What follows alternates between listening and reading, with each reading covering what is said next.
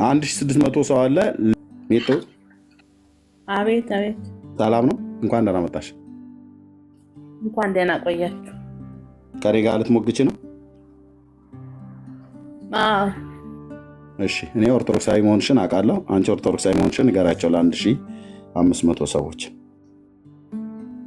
ኦርቶዶክስ ነኝ። እሺ፣ እንኳን ደህና መጣሽ። እንኳን ደህና ቆያችሁኝ። በታቦቱ ጉዳይ ልትሞግችኝ ነው? ርዕሱን አይችል የትኛው ታቦት ነው ያላችሁ የሚል ማለት ነው እኮ። ወንድማችን ሚኪ ቀደም ዲቤት ሞክሮ በሌላ ቀን ልዘጋጅበት አለ። አንቺ ተዘጋጅተሽ ነው የመጣሽው? አይ የትኛው ታቦት ነው ያላችሁ የሚለው ርዕሱን አይችል የገባሁት እና እሱኛም በዲቤት ግን አድርገው ወይ ነው የምልሽ። አይ የትኛው ታቦት ነው ያላችሁ ያለውን ጥያቄ ለምንድን ነው ማወቅ የፈለጋችሁት? የት እንዳደረግ ነው የትኛው እንጂ ልትሞግች አይደለም የመጣሽው ማለት ነው? የት እንዳለ እንድንጠቁማችሁን የፈለጋችሁት? ኧረ እኛ የት አለ ብላችሁም እንደምትሉ ኦልሬዲ ዓለሙ ሁሉ ስለሚያውቀው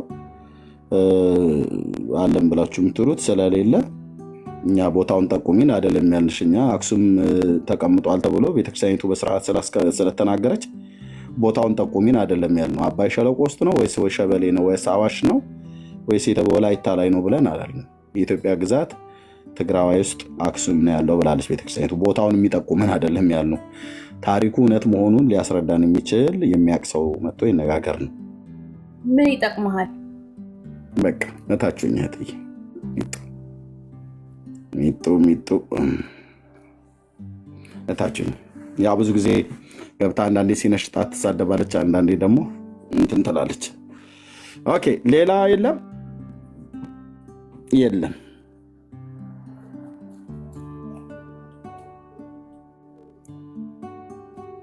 ሳኒ ነው ሰኒ ሰኒ እንዴት ነሽ? ሰላም ነው? ደህና ነኝ። ከየት ቤተ እምነት ነው? ወንጌል አማኝ ሳንዬ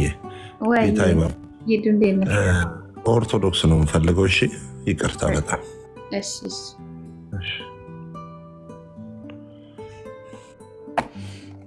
ኦኬ።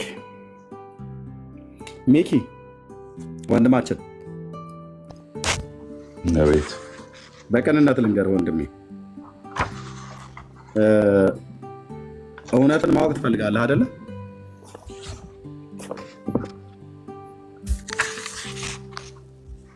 ሚኪ አቤት አቤት። እውነትን ማወቅ ትፈልጋለህ አይደል? የሰማው ነው። እውነትን ማወቅ ትፈልጋለህ አይደል? አንደኛ ይህ መጽሐፍ እጅ ላይ ያለ ክብረ ነገሥት ሙሉን አንብበዋል ሚክሻ? አዎ ሙሉን አንብበዋል? ቆይቻለሁ እንጂ አዎ አንብበዋል። ኦኬ። ከዛ ባለፈ መጽሐፍ ቅዱስን አንብበሃል? በተለይ ንጉሱ ሰለሞን ነገሰበት የተባለበት ዘመን የይሁዳ ነገስታትን ታሪክ አንብበሃል? ለምሳሌ እንደ ነገስት መጽሐፍ፣ እንደ ዜና መጽሐፍ አይነቶቹን አንብበሃል? ታሪከ ነገስቱ ማለት ነው? ኖ ይሄ መጽሐፍ ቅዱስ ላይ የነገስት መጽሐፍ አለ አይደለ? ነገስት ቀዳማዊ አንደኛና ሁለተኛ ብሎ የሚለው አንብበዋል? የሆነ ድምፅ አለ ከበስተጀርባ የከፈትከው ነገር አለ? ያስተጋባል።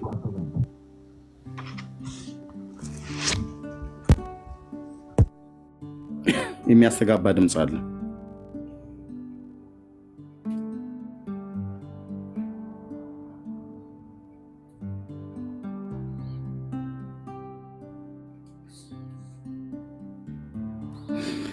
እሺ ይሰማሃል? አሁን እስኪ ክፈተው።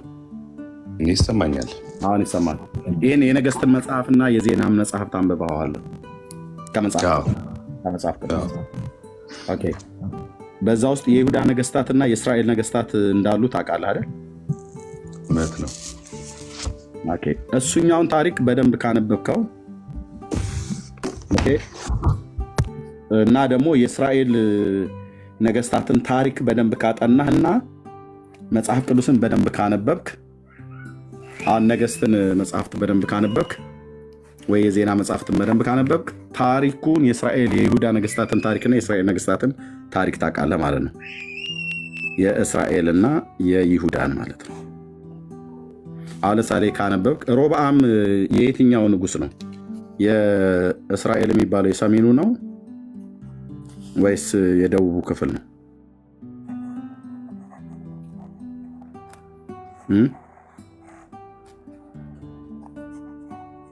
ወንድማችን አለ ስላልከኝ እኮ ነው የዘጋሁት። ችግር የለም። የየትኛው ንጉስ ነው ሮብዓም?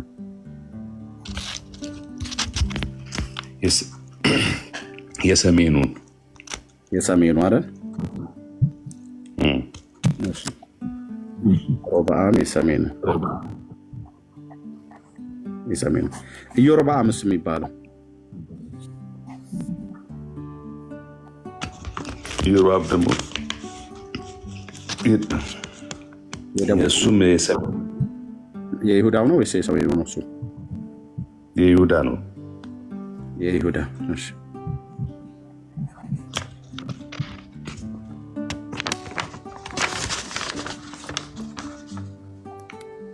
ለዚያውን መልስ መረጃ የሚሆን ከመጽሐፍ ቅዱስ ስጠኝ ብዬ ብለህ ትሰጠኛለህ?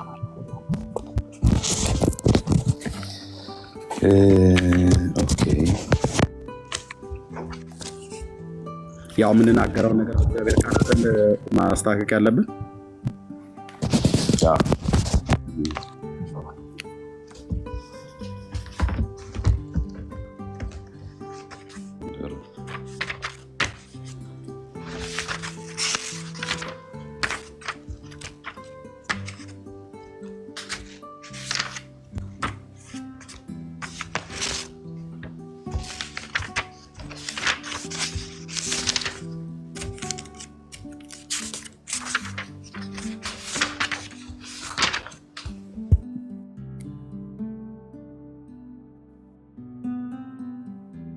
አለ መረጃ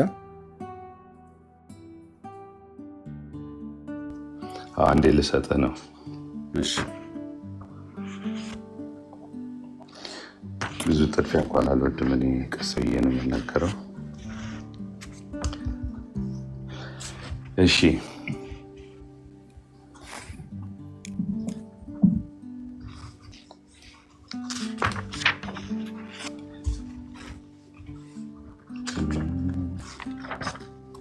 ሮብዓም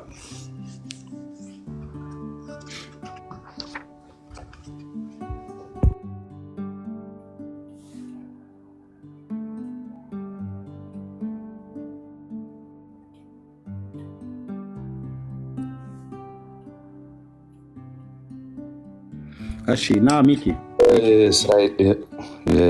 መጽሐፈ ኢያሱ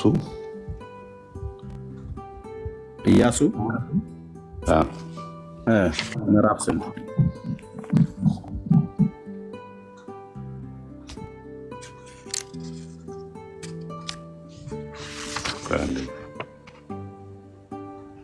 በቃ ቶ ብራዘር እኔ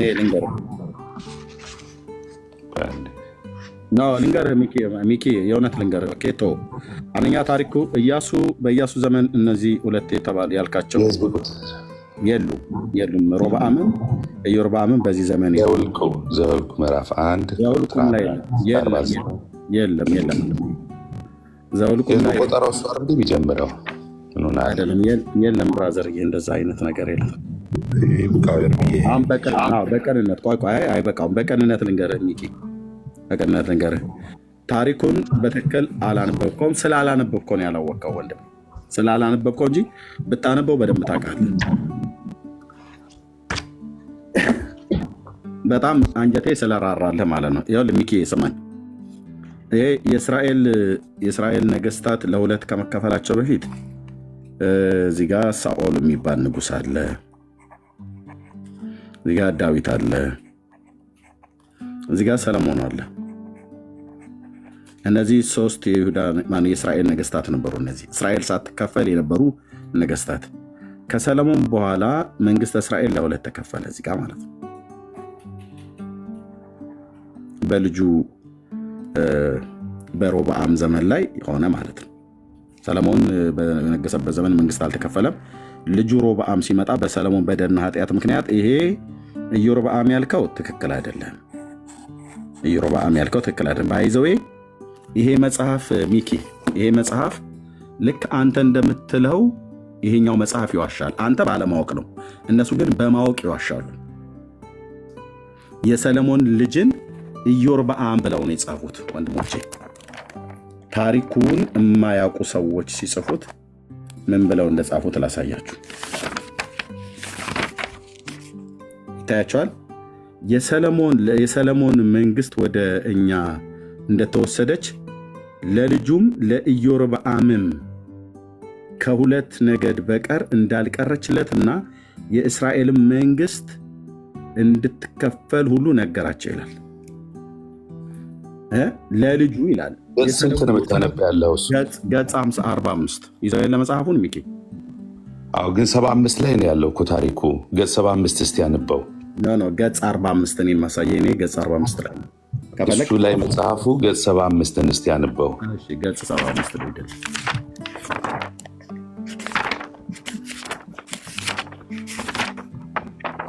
የስንት ዓመተ ምህረት እትም ነው ያንተ ያስለው? በዓመተ ምህረት ከተለያየ ምናልባት አጻጻፉ እንደዛ 75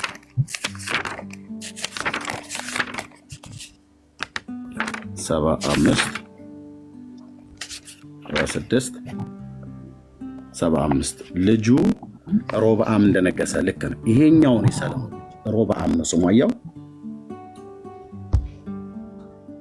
ሚኪ አየው። እየተከታተልኩ እኮ ነው መጽሐፉ ስላለኝ እየተከታተልኩ። ሮብዓም ነው የነገሰው።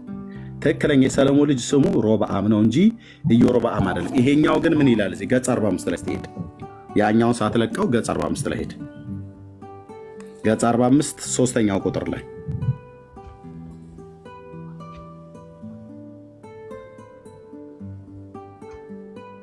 እንደዛ የሚል የለውም እዚህ። ገጽ 45 ቁጥር 3 ምን ይላል? አንብበው። ወደ አባቶቹ ሄደ ይላል አይደል? ከዛ በአንድነት ተሰበሰቡ ይላል አይደል? የእግዚአብሔር መልአክ እንደተገለጸለት የእግዚአብሔር ታቦተ ሕግም እንደተሰጣቸው እግዚአብሔር የእስራኤልን መንግስት ቸል እንዳላትና ክብራቸውን ለሌላ አሳልፎ እንደሚሰጣት የእግዚአብሔር ታቦተ ሕግ እንደምንወስዳት የሰለሞን መንግስት ወደ እኛ እንደተወሰደችና ለልጁ ለኢዮርብዓም ከሁለት ነገር ለልጁ ለኢዮርብዓም ይላል። ለልጁ ለኢዮርብዓም ይላል አይደል? ኢዮርብዓም የሰለሞን ልጅ ነው አይደለም? አይደለም። ታስዋይ ኢዮርብዓም የናባጥ ልጅ። አሁን እዚህ ያነበብከው እኮ እንደዛ የሰለሞን ልጅ ነው አይደለም እንዴ? ለልጁ የሚለው ታዲያ ማንን ነው? ይኸው የሰለሞን መንግስት ወደ እኛ እንደተወሰደች በቃ ለአሁን ወሳጁ ማን ነው? ወደ እኛ እንደተወሰደችና ለልጁ ለኢዮርብዓም ምንድነው ብሎ የሚለው? ለልጁ አሉ እንደተወሰደችና ለልጁ ለኢዮርብዓም ከሁለት ነገድ በቀር እንዳልቀረችለት። ታዲያ የሰለሞን መንግስት ማን? የሰለሞን ልጅ ኢዮርብዓም እኮ ነው። ሁለት ነገር ቀረለት ተብሎ የሚለው ለኢዮርብዓም ነው።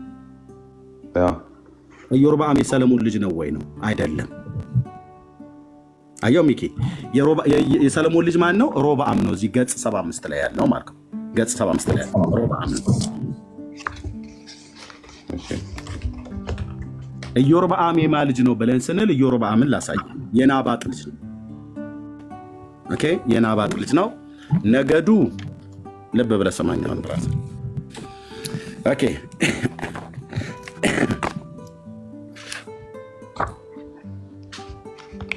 ሮብዓም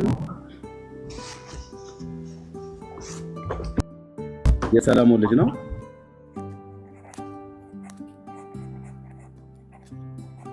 የሰለሞን ልጅ ነው። ነገዱ ከይሁዳ ነው።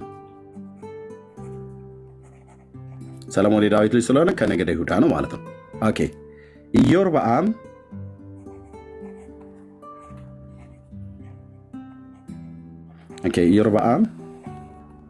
ኢዮርብዓም አስወርዱት። ይህን ሰውዬ አስወርዱት። ማን ነው? ዛብሎን ታች ወረዳ። አንተ አስወርጅት። ይኸው እንደኛ ሰዎች እዚህ ቤት እንዳይገቡ ዝም ብላችሁ ያገኛችሁትን ሰው አታስገቡ። ኢዮርብዓም ይሄ ተሳዳቢ ነው። ዝም ብሎ እንደ ባልቴት ሲሳደብ የሚውል ሰው ነው። እኔ በስርዓት የሚያወሩ ሰዎች ነው የምፈልገው። ኢዮርብዓም የናባጥ ልጅ ነው። ሚኪዬ የናባጥ አሳያለሁ ከመጽሐፍ ቅዱስ። ናባጥ ኦኬ፣ አባቱ ነው ናባጥ፣ የናባጥ ልጅ ኦኬ። ነገዱ ከኤፍራይም ነው፣ ኤፍሬም ኦኬ። ስለዚህ የሰለሞን ልጅ ሮብዓም እንድከታተልህ ከየት ነው ያገኘው? ይሄንን ይሄ ላሳየህ ነው ብራዘር፣ ከመጽሐፍ ቅዱስ ነው። ከመጽሐፍ ቅዱስ ላሳየህ ነው ከመጽሐፍ ቅዱስ ወንድሜ። ከይቅርታ ጋር ምን መሰለህ፣ አሁን የአስሩ ነገድ እስራኤል ማመጻቸው እንግዲህ በሁለተኛ ዜና ምዕራፍ 10 ከቁጥር 1 እስከ 19 ተገልጿል አይደለም? ከዛ የሰማርያ የትንቢት ቃል ደግሞ ያው እዛው እንዳለ ማለት ነው። ከዛ ንጉሥ ሕዝቅያስም ኢየሩሳሌም እንደወረደ ይነገራል። ማን ነው? ሱስቀም ከየት ነው ያመጣው? ማን ነው? ይሄኛው የምን ንጉሥ ነው? ይኸው እዛው ላይ እኮ አለልህ። ሁለተኛ ዜና መዋዕል ምዕራፍ 12 ከቁጥር 1 እስከ 16 ላይ አለልህ። ሁለተኛ ዜና መዋዕል እሺ፣ ምዕራፍ 12 ከቁጥር 1 እስከ 16 ፂግላት እኮ ነው ብሎ የሚለው። ኦኬ፣ አንደኛ ዜና ነው ያወጣት። እሺ፣ ሁለተኛ ዜና 12 እሺ፣ ሁለተኛ ዜና መጽሐፍ 12 ስለ ሮብዓም ነው የሚናገረው፣ ስለ ይሁዳ ንጉሥ ማለት ነው። እንዲህም ሆነ ሮብዓምም መንግስት በጸናች ጊዜ እርሱም በበረታ ጊዜ እርሱም እስራኤል ሁሉ እግዚአብሔርን ሕግ ተዉ ይላል። ማን የሚል ንጉሥ ነው የጠራው የነበረው? እዚህ ጋር እኮ የለም። ታዲያ ይኸውልህ ቃሉ ይሄ የሰማርያ ትንቢት ቃል አይደለ? ምዕራፍ 11 ከ1 እስከ 23 ላይ የግብፁ ንጉሥ ሱስቀም ኢየሩሳሌምን እንደወረረ፣ እሱ ነው የወረራት እኮ ኢየሩሳሌምን። ኖ የግብፅ ንጉሥ ሱስቀም ሳይሆን ሺሻቅ ማለት ነው። በለው መቼም አፍ ላይ እንደ አቁላላው ምን አገባኝ። እሺ ቀጥል። እሺ አምጣ ሱስቀም ብሎ የሚል እኔ ሺሻቅ ብሎ የሚል አሳይሃለሁ። አቁላላው አልከኝ አይደል? አየኸው ድፍረትህ ትዕቢትህ ደግሞ በቅንነት ሳወራህ አንድ አንበብ ማታውቅ እኔ ላሳይህ። አሁን አየኸው ስድብህና ድፍረትህ ሺሻቅ የሚለውን ይታያቸዋል ወንድሞቼ። አቁላላው አለኝ። እሱ ግን የግብፅ ንጉሥ ሺሻቅ ይላል። ወደ ኢየሩሳሌም መጣ ይላል። እሱ ሱሰቅ ይላል፣ እኔ ሺሻቅ እላለሁ። በቃ ታች ወረደ ነው። አንተ ልብህም ትዕቢተኛ ነው፣ አፍህ ትዕቢተኛ ነው። ሲጠይቁ አንተ አታውቅም፣ ግን ስድብ ብቻ ማለት ነው። እታች ወረደ፣ እታች ወረደ፣ እታች ወረደ። ሰው በቅንነት እንኳን ሲያስተምረው አፍህ ላይ አቁላላው አማስለው እንዲህ አይነት ስድብ ነው የሚያውቁት። ምክንያቱም ዘመናቸውን ሁሉ ኦርቶዶክስ መጽሐፍ ቅዱስ አስተምራቸው አታውቅም፣ ታሪክ አያውቁም። ብልግናና ስድብ በቅንነት የሚነግራቸውን ሰው ሁሉ እንኳን ጭምር ለመማር ለማወቅ አይፈልጉም። ይሄ ታያችሁ። ሺሻቅ አይደል ያልኩት? የግብፅ ንጉሥ ሺሻቅ ማለት ነው። የጥንት መካከለኛው ምስራቅ ምድር ላይ እስራኤልን አይደለም፣ ግብፅን፣ ጆርዳንን፣ ሞዓብ፣ አሞናውያን፣ ሶሪያ፣ ፍልስጤም፣ ሊብነን፣ እነዚህን ሀገሮች ባቢሎንና አሶራውያንን፣ እነዚህን ሀገሮች ታሪክ አጥንቻለሁ ብለህ የምትል ሰው ካለ ናና ዲቤት እንግባ ከኔ ጋር ኑና። እደግመዋለሁ፣ ትዕቢት አይደለም ማወራው፣ እደግመዋለሁ። የእነዚህን ሀገራት ታሪክን አውቃለሁ ብሎ የሚል ሰው ካለ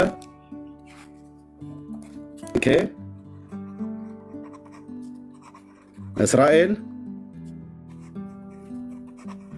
ባቢሎን፣ አሶር፣ ሶሪያ፣ ሊባኖስ፣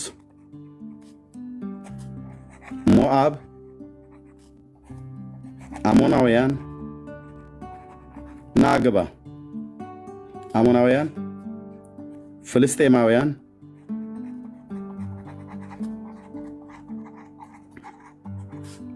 ግብፃውያን፣ ኤዶምያስ፣ አማሌቅ፣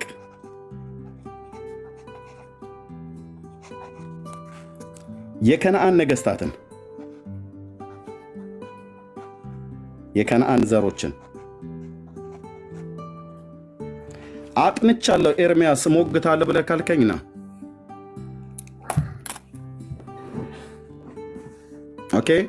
አጥንቻለሁ እሞግትሃለሁ በመጽሐፍ ቅዱስም በታሪክም ብለህ ምትል ከሆነ ናግባ።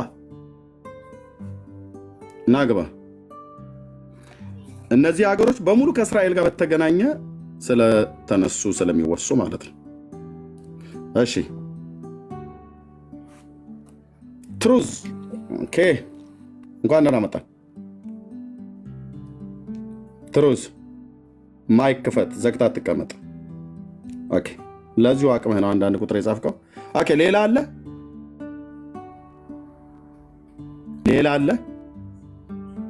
ከነዚህ ሀገሮች ጋራ በተገናኘ የእግዚአብሔር ሕዝብ ከነዚህ ሀገሮች ጋራ በተገናኘ በጦርነትም በኢኮኖሚም በሰላምም በአምልኮም ከማይገናኙት ጋራ ተገናኝተው ከማይጋቡት ጋራ ተጋብተው በአንድም በተዘዋዋሪ መንገድ ጌታን በድለዋል። ስለዚህ እስራኤልን ብቻ ሳይሆን ባቢሎንም፣ አሶርም፣ ሶሪያ፣ ሊባኖስ፣ ሞዓብ፣ አሞናውያን፣ ፍልስጤማውያን፣ ግብፃውያን፣ ኤዶሚያስ፣ አማሌቅና የከነዓንን ዘሮች አውቃለሁ ብሎ የሚል ካለ ዌልካም።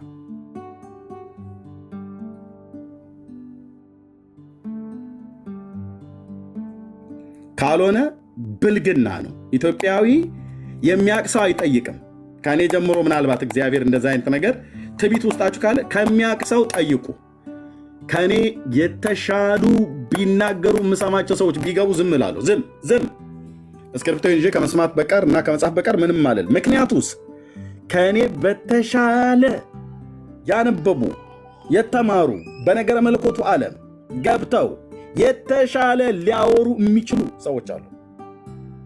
ብዙ ሀገሮች አሉ በዚህ አካባቢ ላይ ማለት ነው። አማሌቅ ብቻ ሳይሆን ራሱ ነው በጌዲዮን ዘመን የነበረው ምድያማውያን እነዚህ ሀገሮች በሙሉ ከመጽሐፍ ቅዱስ ጋር ከእስራኤል ጋር በተገናኘ የአሕዛብ መንግስታት ናቸው። ይሄ አምላኬ ቃል ይናገራል። የነገስታቶቻቸው ስም አንተ ሲሱቅ ስትል ነበር። ሺሻቅ እና ሲሱቅን እንኳን ለይቶ የማያውቅ ማለት ነው። አየህ፣ የግብፅ ንጉሥ ሺሻቅ ወደ ኢየሩሳሌም መጣ። የእግዚአብሔርን ቤተ መዛግብትን የንጉሥን ቤተ መዛግብት ወሰደ ይላል።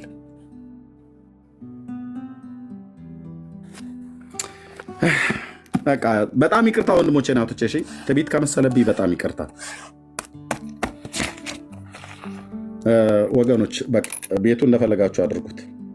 ቴንኪው። ወንድምነት አላችሁ ቢኒያው በውሸት ትርክት ላይ የተመሰረተ ታሪክ የትም አያደርሳችሁም ወንድሞች ናቶቼ። ለምን እንደሆነ ታውቃላችሁ? ኦኬ እሺ፣ ለምን እንደሆነ ታውቃላችሁ? በዘመናት መካከል በጣም ብዙ ውሸት ሲዋሽ ኖረዋል። ኢቨን በአይሁዳውያኑ እንኳን ዓለም የእግዚአብሔርን ቃል እንዳያውቁት ከመሲሁ ከኢየሱስ ክርስቶስ መምጣት ጋር የተነገረን ትንቢታዊ ቃል እንዴት አድርገው አጣመው እንደተረጎሙት፣ ከዚህም የተነሳ መሲሁ የሚመጣበትን ዘመን እንዳያውቁት ፈሪሳውያኑ የነበሩት የሕግ መምህራን የነበሩት የእግዚአብሔርን የአምላክን ቃል በእስራኤላውያን ፊት ሙንጨርጨርጨርጨርጨርጨርጨርጨርጨርጨርጨር አድርገው በትርጓሜ አበለሻሽተው ጠበቋቸው። ለዚህ ነው ጌታችን መጽሐፍትና የእግዚአብሔርን ኃይል አታውቁምና ትስታላችሁ ብሎ ያላቸው ማለት ነው። መሲሁን እንዳያገኙት ማለት ነው። ስለ መሲሁ መምጣት የተናገሩ የብሉይ ኪዳን ነቢያት አሁን ይሄ ከየቱ ጋር የጀመርኩት የቱ ጋር የጨረስኩት ይታወቃል። አሁን እንደ ክር እንደዚህ ምዘዝልኝ ብዬ ብል የቱ ጋር ጀምሬ የቱ ጋር እንደጨረስኩት ይታወቃል። እንደዛ አድርገው ፈሪሳውያንና ሰዱቃውያን ይኸው ከክርስቶስ ከመሲሁ ለዩዋቸው የእስራኤልን ሕዝብ። ለምን? የእግዚአብሔርን ቃል ዕውቀት አበላሹ። ጌታችን እንደተናገረው የእውቀትን መክፈቻ ስለወሰዳችሁ ይላቸዋል። የእውቀትን መክፈቻ ማለት ምን ማለት ነው ታውቃላችሁ? ትርጓሜን አበላሹ ማለት ነው። ትርጓሜን አበላሹት። ስለዚህ መሲሁ ከየት እንደሚመጣ፣ በምን ዘመን እንደሚመጣ፣ ምን አይነት ሴት እንደምትወልደው፣ ለምን ዓላማ እንደሚወለድ፣ የት አካባቢ እንደሚወለድ የብሉይ ኪዳን ነቢያት የተናገሩትን የእግዚአብሔርን ቃል ፈሪሳውያኑ ግብዞች የሆኑ እንደዚህ መንጨርጨርጨርጨር ከትውልድ ፊት ኢሳያው እንደዚህ ብሎ ኤርሚያም እንደዚህ ብሎ ኢሳያስ እንትና ደግሞ ሕዝቅኤል እንደዚህ አለው በዚህ ጋር እንደዚህ ወጥቶ በዚህ ጋር ምናምን ነገር ብሎ እኛ ደግሞ ቶራና ግማራን የምንቀበለው በቀንድ ብልሽት እንዴት ብሎ ይግባቸው? መጥቶ ጌታችን ከድንግል ሴት ሲወለድ እንዴት ብሎ ይግባቸው? ቢቸግራቸው አዎ ኢየሱስ የኛ ሰው ነው አሉ። ልክ ነው፣ የነሱ ሰው ነው። ሰው ሆኖ ስለተወለደ አይሁዳዊ ነው ማለት ነው። እና እናቱን እናቃት ነበር አሉ። እሺ አንዳንዱ ሴተኛ አዳሪ ነች ይላል። እግዚአብሔር ምሕረት ያርግላችሁ። እናንተም እንደዚህ አይነቱን እውቀት አግኝታችሁት የማርያምን ሴተኛ አዳሪነት በታሪክ ውስጥ አስረጋግጥልኝ ብዬ ብለው አያረጋግጥልኝም። አፋቸው እንደመጣ ይሳደባሉ። እሷም ሴተኛ አዳሪ ነበረች፣ ልጇም ጋኔን ነበረበት ይሏል። እግዚአብሔር የምሕረት አምላክ ነው። ማርያምን ሴተኛ አዳሪ ብለህ ብትል፣ ኢየሱስን ጋኔን አለበት ብለህ ብትል፣ እሱ ራሱን በዛው ዘመን ብለውታል። ምንም ግን መረጃ ግን ልታቀርብ አትችልም። ሴተኛ አዳሪ ነች ብለህ ስትል ማርያምን መረጃ አምጣ ብዬ ስል የለም፣ ታናክ አይናገርም። ኢየሱስን አጋንንት አለበት ብሎ ማለት ቀላል ነው። ግብፅ ሀገር ሄዶ ጥንቆላ ተምሮ በጥንቆላና በአስማት ነበረ ያስገርም የነበረው፣ ታምራትን የሚያደርግ የነበረው በዛ ነው ብላችሁ ምትሉት ቀላል ነው ለማለት አይሁዳውያን ወገኖች። ግን መረጃ አምጣ ብዬ ስልህ ግን የለም፣ በመረጃ የተደገፈ አይደለም። እና በመረጃ ያልተደገፈ የቡና ወሬ ይባላል። ወሬ ወይ ደግሞ ከጥላቻ የተነሳ የሚወራ የጠላት ወሬ። አይሁዳውያን በኢየሱስ ክርስቶስ ላይ ያላቸው የጠላት ወሬና የቡና ወሬ ነው። ጥንቆላ ግብፅ ሀገር ሄዶ ድረስ ተምሮ መጥቶ አንዳንዶቹ ደግሞ ቤተ መቅደስ ውስጥ የሆነች ነገር አገኘና ምን ነበር ብለው የሚሏት እህትየው እጁ ላይ አሰራት፣ የአምላክን ቃል ሰርቆ ነው ምናምን ነገር ብለው ያሉት። አቤቱ ጌታዬ፣ አቤቱ ጌታዬ፣ አቤቱ ጌታዬ፣ ማን ነው ይህን ትውልድ እንዲያበላሸው? የእግዚአብሔርን ቃል የማያውቁ ግብዞች ፈሪሳውያን፣ ቀሚሳቸው እና ሪዛቸው ረጃጅም ነው፣ በእውቀት ግን ሚጢጥዬ ናቸው።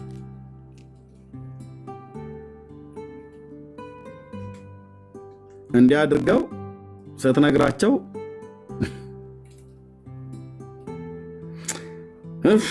አምላኬ። ይህንን ግን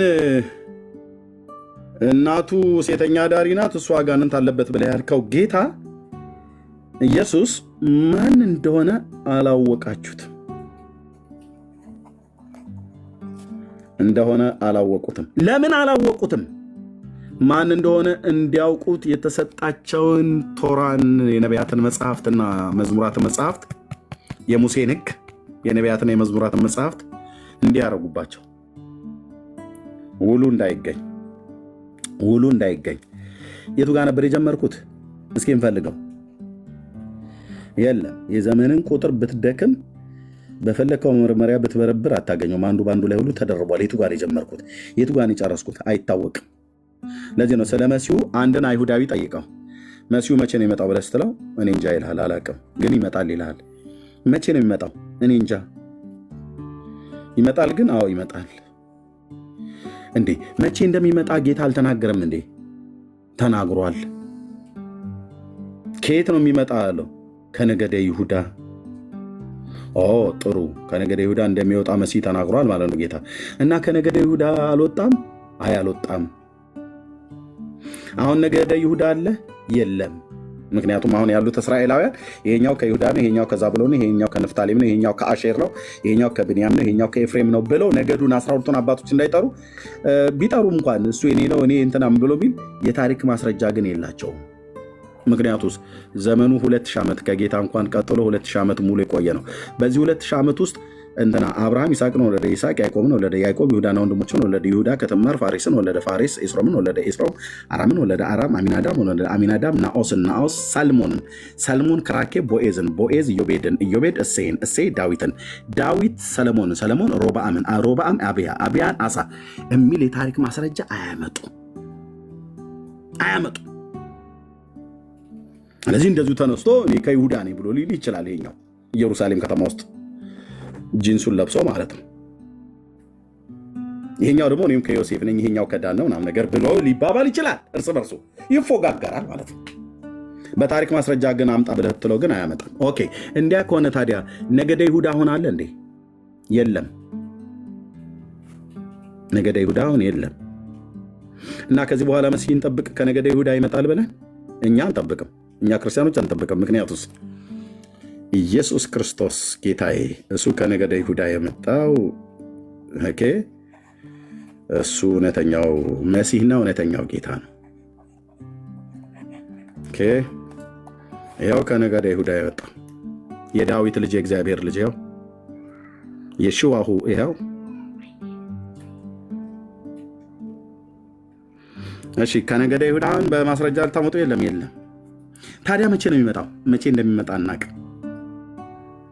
ለምንድን ነው የማታውቁት? አልተጻፈልንም ይላል። እውነታችሁን ነው ወንድሞቼ። እሺ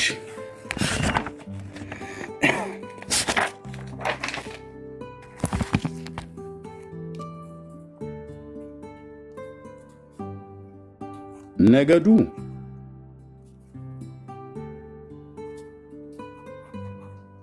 ከይሁዳ ነው ብሎ ማን የተናገረው? መጀመሪያ የተናገረው ሙሴ።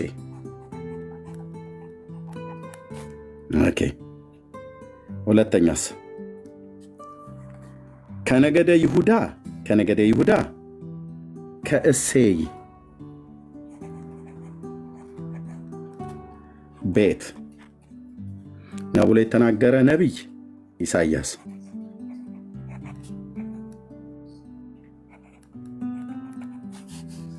ኦኬ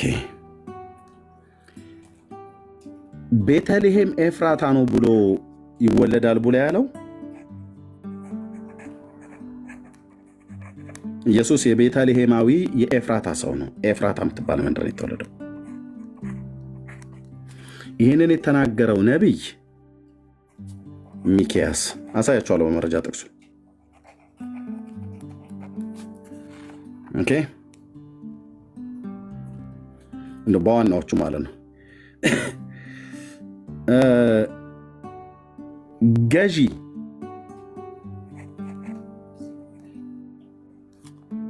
ወይንም ንጉስ ወይንም ፈራጅ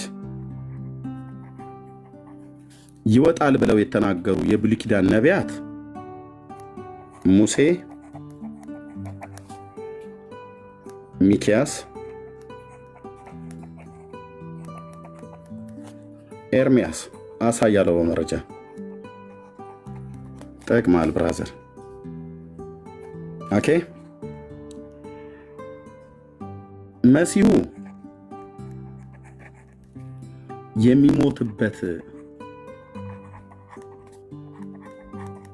የሚሞትበትን ዘመን የተናገረው ነቢይ ዳንኤል።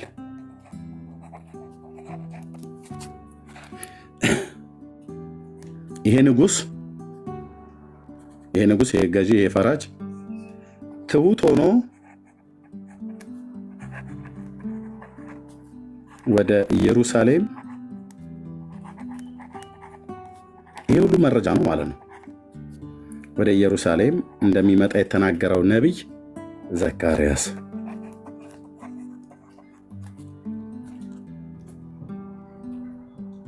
ኦኬ ይሄ ነቢይ መሲሁ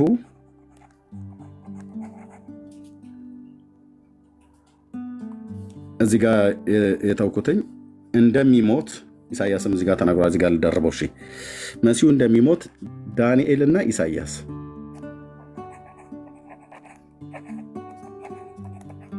ኦኬ አሁንም መሲሁ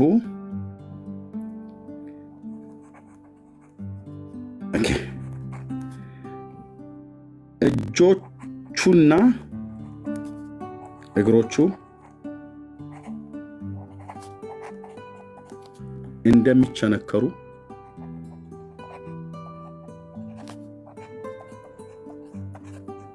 በልብሱም ላይ ዕጣ እንደሚጣጣሉ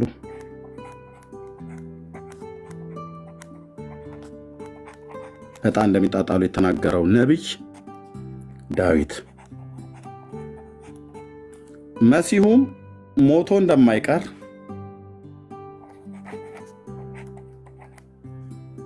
እንደማይቀር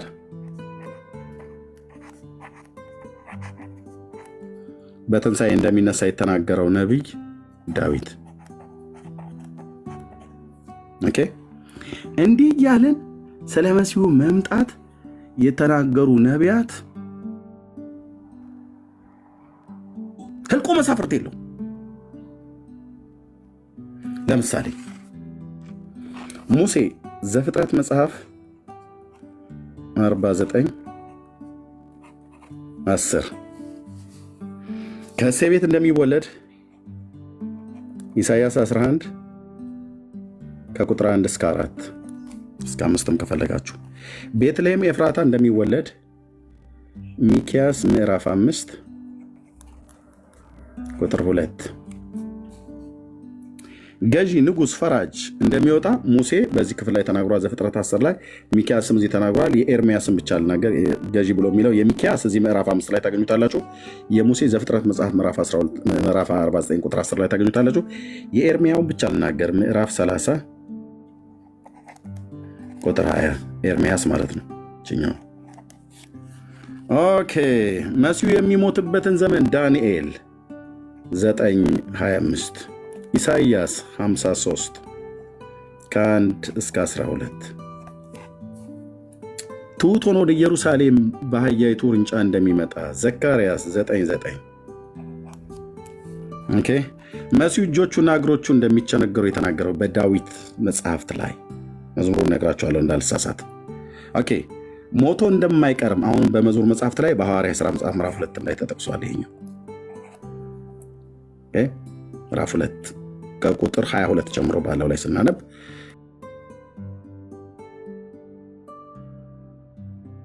ጴጥሮስ ተናግሯል።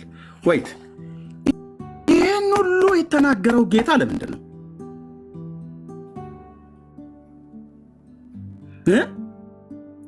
አይሁድ እንዳፋር ጎረምሳ መፋቂያውን እየያዘ በየከተማው እየዞረ መሲህ ይመጣል፣ መሲህ ይመጣል፣ መሲህ ይመጣል፣ መሲህ ይመጣል፣ መሲህ ይመጣል።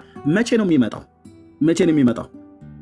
ያወቁቱ ሲናገሩ አንዲት ክፍል ላሳያችሁ። ሁሌ የምጠቅሳት የሚያነብ አይሁዳዊና የማያነብ አይሁዳዊ፣ የሚያነብ ጴንጤና የማያነብ ጴንጤ፣ የሚያነብ ኦርቶዶክስና የማያነብ ኦርቶዶክስ በደንብ አድርገው የሚገልጡ አንድ በጣም ቡደኛ የሆኑ እዛው የአይሁድ ማህበረሰብ ነው። ልብ ብለህ ስማኝ። ቆይ በዚህኛው ከሚደቅ በዚህ ላሳያችሁ። አምላኬ ህዝብህን እርዳው። ዮሐንስ ወንጌል መጽሐፍ ምዕራፍ 7 ላይ በበዓል 50 ቀን ማለት በዳስ በዓል ቀን ስብሰባ ተደረገበት። ቁጥር 27 ስለ ጌታችን ስለ ኢየሱስ ክርስቶስ ነው። እዛ የዳስ በዓል ሱኮት በዓል ላይ ቀርቦ ጌታ ምን አሉ? እንግዲህ ከኢየሩሳሌም ሰዎች አንዳንዶች እንዲህ አሉ፣ ሊገድሉት የሚፈልጉት ይህ አይደለምን? እነሆ በግልጥ ይናገራል፣ አንዳች አይሉትም። አለቆች በውኑ ይህ ሰው በእውነት ክርስቶስ እንደሆነ በእውነት አወቁን? ለምን አይገሉትም? ለምን አይደፉትም? እስከ መቼ ድረስ ነው የሚታገሱት? እስከ መቼ ድረስ ነው ዝም የሚሉት? ሊገድሉት ይፈልጉ የለ እንዴ? እና ለምን አይገሉትም? ማን ነው የሚሉት? ስለ ኢየሱስ። ይኸው ምዕራፍ 7 ቁጥር 26 ከማንበቤ በፊት ምዕራፍ 7 ቁጥር 1 ላይ ምን ይላል? ስለ ጌታ ለመሆኑ እንደሚናገር። ከዚህም በኋላ ኢየሱስ አይሁድ ሊገድሉት ይፈልጉ ስለነበረ በይሁዳ ሊመላለስ አይወድም ነበር። ወደ ገሊላ ይመላለስ ነበር። በሰሜኑ ክፍል ይሄድ ነበር። የዳስ በዓልም ቀርቦ ነበር፣ የሱኮት በዓል የተባለው ማለት ነው። እንግዲህ ወንድሞቹ ደቀ መዛሙርትም ደግሞ የምታደርገውን ስራ ሁሉ እንዲያዩ ተነሳና ወደ ይሁዳ ሄዳሉት እና እሱ ቆይቶ ሄደ ወደ በዓሉ። እዛው በዓሉ ላይ ተገናኙ። በዓሉ ላይ ሲገናኙ አዩትና ያ ጉደኛ መጣ አይነት ነገር ብለው አሉት። ለምን ይፈልጉት ነበር? አይሁድ በቃ በስርዓት ይህን ሰውዬ ማስወገድ አለብን ብለው። ለምን? በየቀኑ ህዝብ ይከተለዋል። አንተዬ ኢየሱስን አይተህ አትከተለው ነው እንዴ? ውዴን አይተህ አትከተለው ነው እንዴ? በየቀኑ ካፉ የሚወጣው የጸጋ ቃል፣ የሚያስተምረው ትምህርት፣ በእጆቹ የሚደረጉ መለኮታዊ ተአምራት በእስራኤል አገር ላይ ከሱ በፊት በነበሩ ነቢያት በሙሴም በኤልያስም በሳሙኤልም በማናቸውም እጅ አልተደረገም። ህዝቡ ምን ጉድ ነው የሚሉት። ማን ነው ይህ ሰውዬ? ይህን ጥበብና ተአምራት ከወዴት ነው ያገኘው? የጠራቢው የዮሴፍ ልጅ አይደለም ወይ?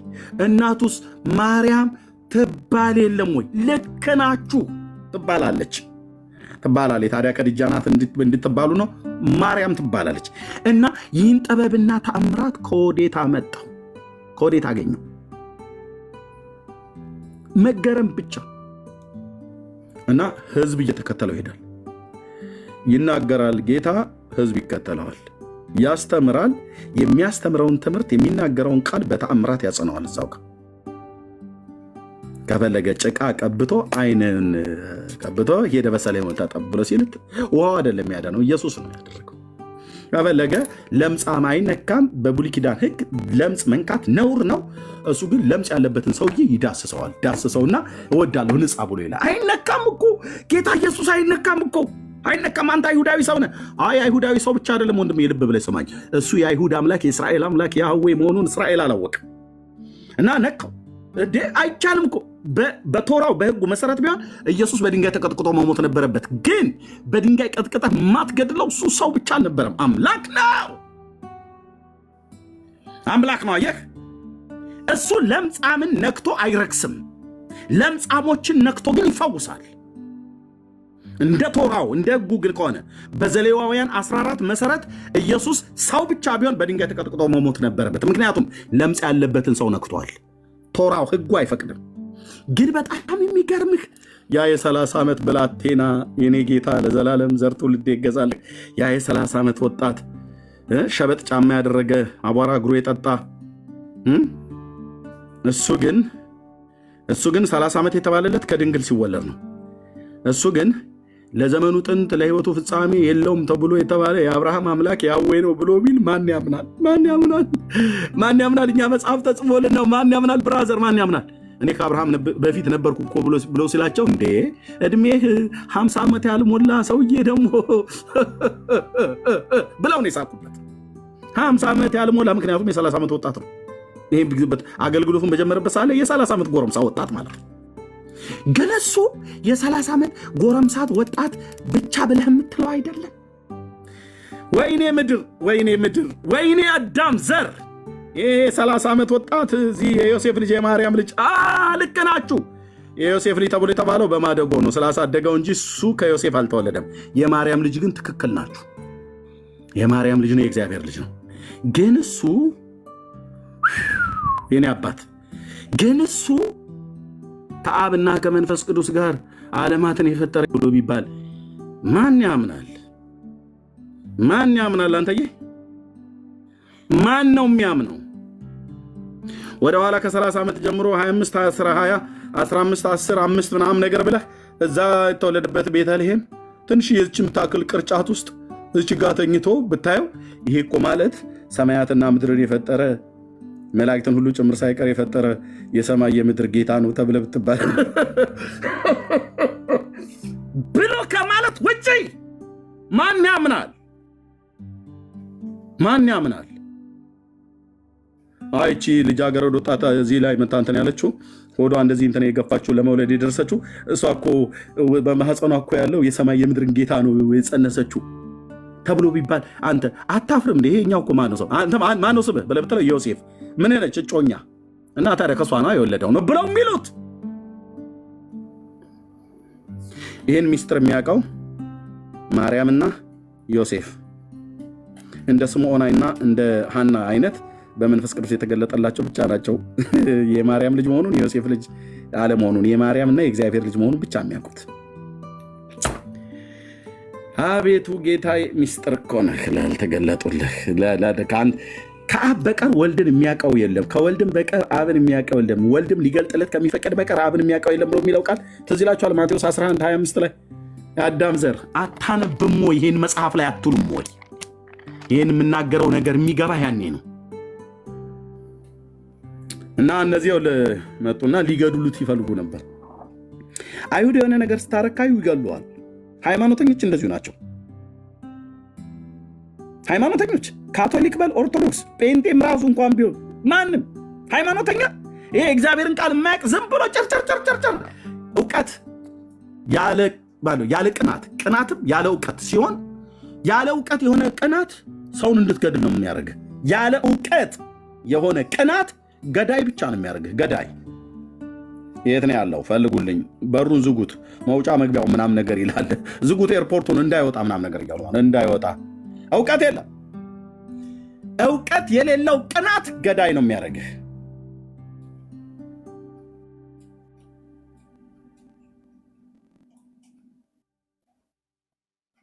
ቅናትም የሌለው እውቀት ልዝብ ነው የሚያደርግህ። ልዝብ። እውቀት አለህ፣ ቅናት ግን የለህም። ቅናት የሰራዊት ጌታ እግዚአብሔር እንደ ኤልያስ ውስጥ ሲከተው ነው።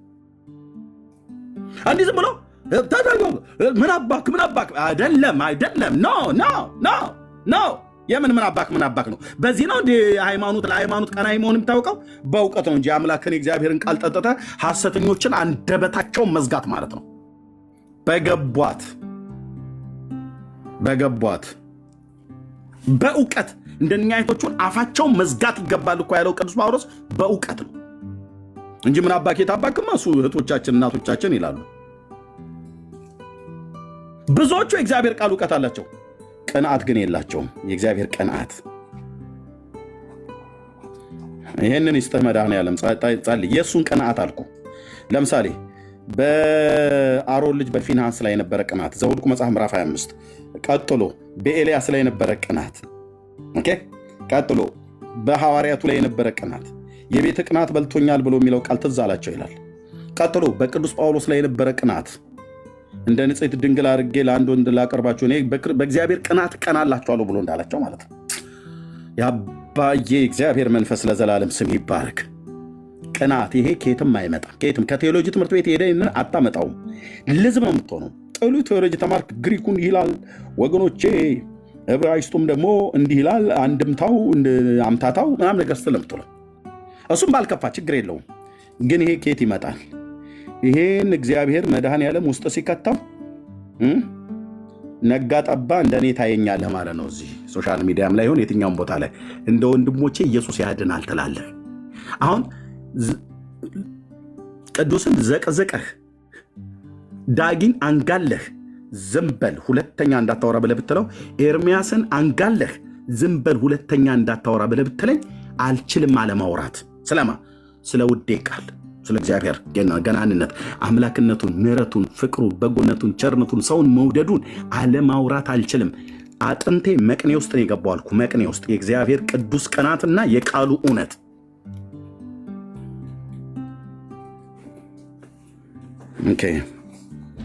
እና የእውቀት ግን ከሌለ ገዳይ ነው የምትሆነው። ገዳይ ጥሩ ገዳይ ትሆናለህ። ገጀራህን ስለህ ስለ ኢየሱስ የሰበኩትን ሁሉ አንገትን በጥሼ ነው ማድረው ይላል። አንገትን በጥሼ አድራለሁ ይላል። ነፍሰ ገዳይ መንፈስ ውስጣቸው የተጠናወተባቸው ማለት ነው። እና እነዚህ እንደዛ ነበሩ። አየህ፣ ኢየሱስ ክርስቶስ ያስተምራል፣ ይሰብካል፣ የአባቱን የእግዚአብሔር መንግስት ይሰብካል፣ በመንፈስ ቅዱስና በኃይል ቀባው፣ እርሱም መልካም እያደረገ በዲያብሎስ የታሰሩትን ሁሉ እየፈወሰ ዞረ ይላል ሐዋርያት ሥራ መጽሐፍ ምዕራፍ 10 ቁጥር 38 ላይ እና ዞረ፣ እግዚአብሔርም ከእሱ ጋር ነበር ይላል። ራሱ እኮ እግዚአብሔር ነው። ግን እናስ እሱን ሊገድሉት ይፈልጉ ነበር ነው በግልጥ ይናገራል። አንዳች አይሉትም፣ አለቆች ይህ ሰው በእውነት ክርስቶስ እንደሆነ አወቁ ካለ በኋላ ነገር ግን ይህ ከወዴት እንደሆነ አውቀናል አሉ። ይኸውልህ መጣ። መጽሐፍ ቅዱስ የማያነቡ ጭፍኖች፣ የዘመኑ አይነት ትውልድ መጽሐፍ ቅዱስ አንብቦ አያውቅም። ለሃይማኖት ግን ጥብቅና ኦርቶዶክስ ሃይማኖቴን አትንካብኝ ይላል እና ጫቱን ካፉ ተፍቶ ይመጣና ምንም መጽሐፍ ቅዱስ አያነብ። መጽሐፍ ቅዱስ ካነበበ ሰው ጋር መጽሐፉን ይዘው አይመጡ፣ አንብብልን ይለዋል እና አንተው አንባቢ አንተው ተርጓሚ ይሆናል። አንተ ተርጉም ይለዋል። ከዛ መናፍቃን በሰልባጅ የመጣችሁ በሉተር የመጣችሁ በቃ ይህም ብቻ። በዚህ ነው ኦርቶዶክስን የምታድናት። ጴንጤ ኮንክ መጽሐፍ ቅዱስን ሳታነብ እንዱ ዝም ብለህ እናንተ ጣዖት አምላኪያን ስዕል የምታመልኩ በዚህ ነው ወይስ ስዕል በእግዚአብሔር ቃል ላይ የተረገመ የጣዖት አምልኮ መሆኑ በመረጃ ታሳያለህ? ካልሆነ ከሰርክ ያንተ ጴንጤነት፣ ካልሆነ ያንተ ኦርቶዶክስነት ከሰርክ፣ ካልሆነ ያንተ አይሁድነት ከሰርክ። ገዳይ ብቻ ሆነ ምትቀር ገዳይ። ኢየሱስ ሲያስተምር ይህንን ከወዴት እንደሆነ አውቀናል አሉ። ማንን? ይህንን ብለው ያሉት ጌታን እኮ ነው። ከወዴት እንደሆነ አውቀናል አሉ ማለት ኬት እንደሆነ ከገሊላ ናዝሬት ስለመጣ ማለት ነው። አዎ የገሊላ ሰው ነው። ገሊላ ያደገበት ነው። ከገሊላ ናዝሬት ነው የመጣው። ልክ ናችሁ። በእውነት አልዋሹም። እዚህ ጋር ከወዴት እንደሆነ አውቀናል አሉ። ከየት ስለወጣ ነው እንዴ በላ ያሉት? ከገሊላ ናዝሬት ስለወጣ የገሊላ ሰው ነው ተብሎ ስለሚባል። በእርግጥ ኢየሱስ የገሊላ ሰው አይደለም፣ ገሊላ ስላደገ እንጂ እሱ የቤተልሔማዊ የኤፍራታ ሰው ነው፣ የይሁዳ ሰው ነው። ኢየሱስ ከእስራኤል ነገዶች የይሁዳ ሰው እንጂ የናዝሬት ሰው አይደለም። ናዝሬት የተባለው ስላደገበት ነው። እንኳን እሱ እናቱ እንኳን የናዝሬት ሰው አይደለችም። ናይን ከተማ ውስጥ ትኖር ነበር። ማነው ናዝሬት ከተማ ውስጥ ይኖሩ ነበር እንጂ ዮሴፍን ማርያምን የቤተልሔማዊ ኤፍራታ የይሁዳ ሰዎች ናቸው። እንግዲህ ይኖሩ የነበሩት ገሊላ ስለነበረ እዛው ያደገበት ናዝሬት ገሊላ ስለነበር ጌታ የናዝሬቱ ኢየሱስ ተባለ ማለት ነው። በነቢይ ናዝራዊ ተብሎ ይጠራል ተብሎ ስለተባለ ከዚህ ውጭ ምንም የሚያገናኘው ነገር የለም። እና የምታውቁት ከየት ነው? ከገሊላ ናዝሬት ነው የወጣው።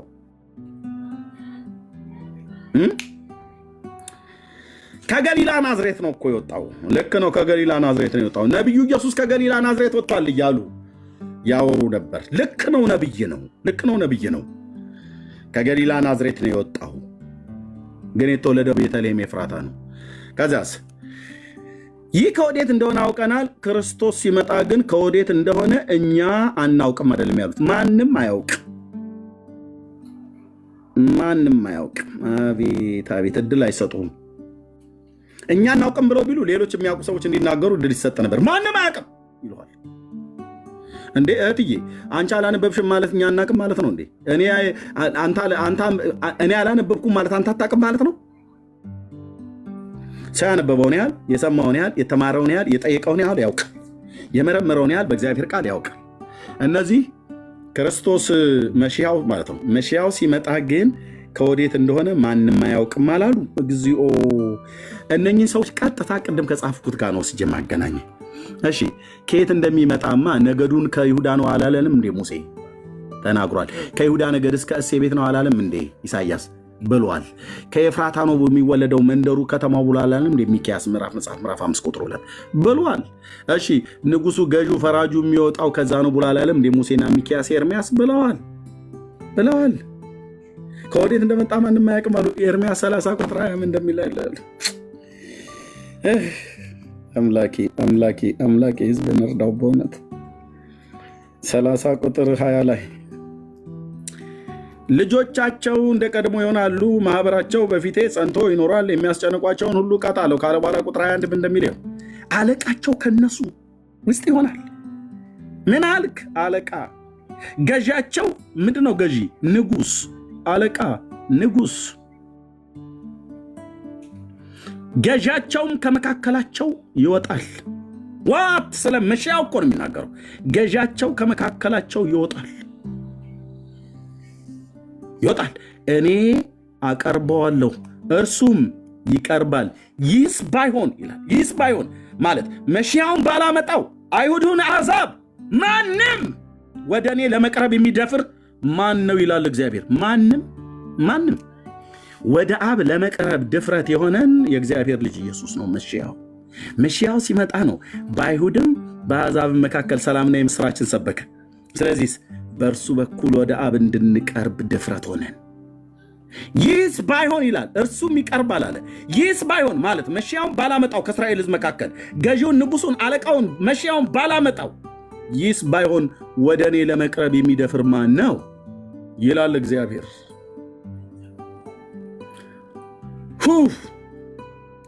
እንዴት ይጣፍጣል የአምላክ የእግዚአብሔር ቃል። ለዚህ ነው ጌታችን መጥቶ አነ ውእቱ ፍኖተ ጽድቅ ወሕይወት አልቦ ዘይመጽሐ ዘእንበለ ታወቁ ነው። ቢያውቁት እንዳያውቁት ቃል እግዚአብሔር ሙንጭር እንደዚህ አድርገው በግልጠት እንኳን አልነገሯቸውም፣ ዘመኑ እንዳይጠባበቁ። ምን አይነት ሴት እንደምትወልደው ድንግል ሴት እዚህ ጋር ዘልየዋለሁ ወይ ሞት ይርሳኝ ይላሉ። ምን አይነት ሴት እንደምትወልደው እዚህ ጋር ልጻፋታ። ከእሴይ ቤት እዚህ ጋር ልጻፋት።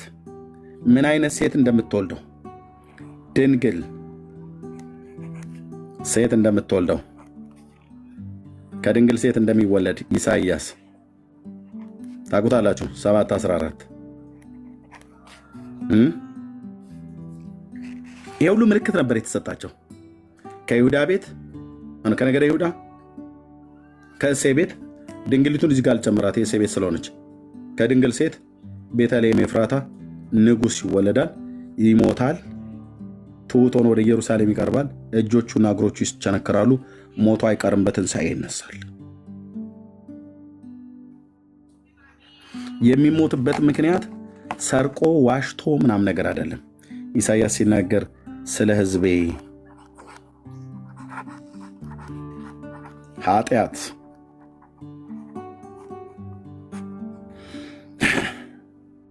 የኔ ጌታ ኢሳይያስ 53 ከቁጥር 5 እስከ 7 ድረስ ሄዱና አንብቡት፣ እስከ 8 ድረስ። ስለ ሕዝቤ ኃጢአት ተመትቶ ከሕያዋን ምድር እንደተወገደ ከትውልዱ ማን አስተዋለ ይላል። ምንድን ያልከን ኢሳይያስ? ምንም አልገባንም። በዚያ ዘመንም ያለው ትውልድ አልተረዳችሁም። አንተንም ሌሎቹንም ነቢያት ሰደቡ፣ ደበደቡ፣ ገደሉ፣ አሳደዱ። ግን ምንድን ያልከው ኢሳይያስ? አሁን የለም፣ እኔ አስታውሳለሁ፣ በአምላኬ መንፈስ እኔ አስታውሳለሁ። ምንድን ያልከው? በእውነት ደዌያችንን ተቀበለ፣ ሕማማችንም ተሸክሟል። እኛ ግን እንደተመታ። እኛ ግን ስትል ማንን ማለት ነው? የእስራኤልም ዘር የአዳም ዘር በሙሉ ማለት ነው። እንደተመታ በእግዚአብሔር እንደተቀሰፈ እግዚአብሔር ነው የቀሰፈው፣ ይሄ ክፉ እየተባለ ማለት ነው አይደል? በወንበዴዎች መካከል መሰቀሉ ይሄ ክፉ ወንበዴ እኮ ብለው ነው በወንበዴ መካከል። እሱ ግን ስለመተላለፋችን ቆሰለ፣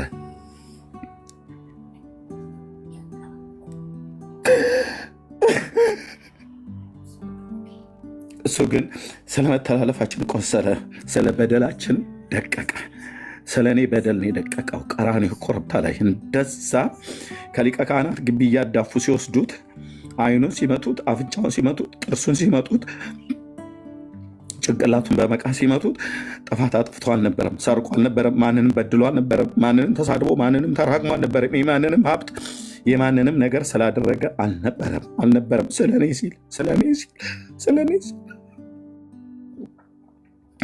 ስለኔ ሲል ነው ጌታዬ፣ ውዴ፣ ስለኔ ሲል ነው አማኑኤል፣ ስለኔ ሲል ነው የሞተው።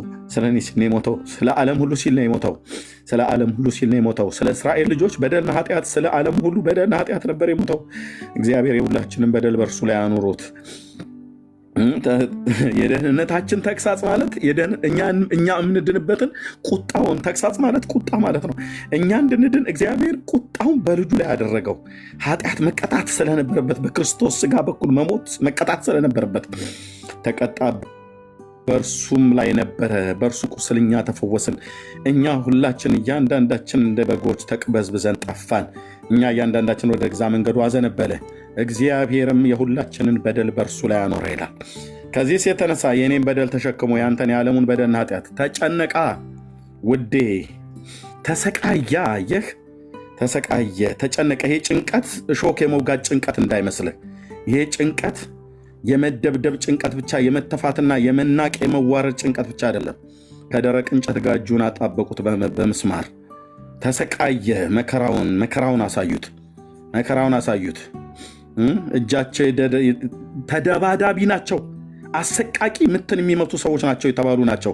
የሮማውያን ወታደሮች ሌሊቱን ሁሉ ነው ያደሩበት። አንተ መተህ እንትና ስለ አንተ እግሯ ተቆርጠ ትለኛለህ። ሁሌ እንደምናገረው የራሳቸው ጉዳይ አልኩህ። እኔ እዚህ ጋር አለ ይኸውልህ፣ ተሰቃየልኝ አለ፣ ተናግሬ የማልጨርሰው ሁሌ ባነሳሁት ቁጥር አይኔ ከአይኔ እንባ ከውስጤም እንባ የማይደርቅ ቀራንዮ ኮረብታ ላይ እዚህ ተሰቃያለ። ይህንን ስቃይ ማንም አልተሰቃየው። በሰው ልጆች ታሪክ ውስጥ ሆኖ ተደርጎ የማያውቅ ስቃይ ተሰቃየ። እሱም አውቆታል። ገና ወደ መስቀል ከሞት ከመሄዱ በፊት ጌቴሴማኒ ላይ ሲጸልይ የሚያበረታውን መልአክ ታየው ይላል። የደም ላብ እስኪወጣው ድረስ ወዙ በምድር ላይ ይንጠባጠብ ነበር ይላል። ተጨነቀ። አባቶ ብትወድ ይህች ጽዋ ከኔ ትለፍ አለ። ሰው ስለሆነ እንደዛ ብሎ አለ። ይመጣና እንትና ስለ እናንተ ሞተችላችሁ ብሎ ይላል። ጉድጓድ ክተታት እዛ እንትና ስለ እናንተ ሞተችላችሁ ብሎ የምትለው እዛ ይህንን ጋርቤጅ ራቢሽ ቆሻሻ ጣል። እዚያ ያላየህ ለመታረድ እንደሚነዳ ጠቦት በሸላቾቹ ፊት ዝም እንደሚል በግ እንዲሁን አፉን አልከፈተም። በማስጨነቅና በፍርድ ተወሰደ። ስለ ሕዝቤ ኃጢአት ተመትቶ ከሕያዋን ምድር እንደተወገደ ከትውልዱ ማን አስተዋለ ይላል።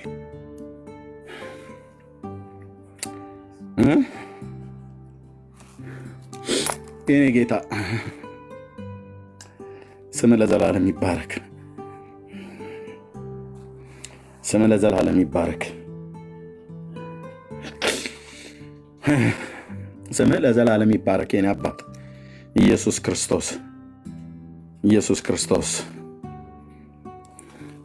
እንዳያውቁት እንደዚህ ተጠባብቀው ከትውልዱ ማን አስተዋለ? ከትውልዱ ማን አስተዋለ? እንዲያስተውሉ ነበር ይሄ ሁሉ የተጻፈላቸው።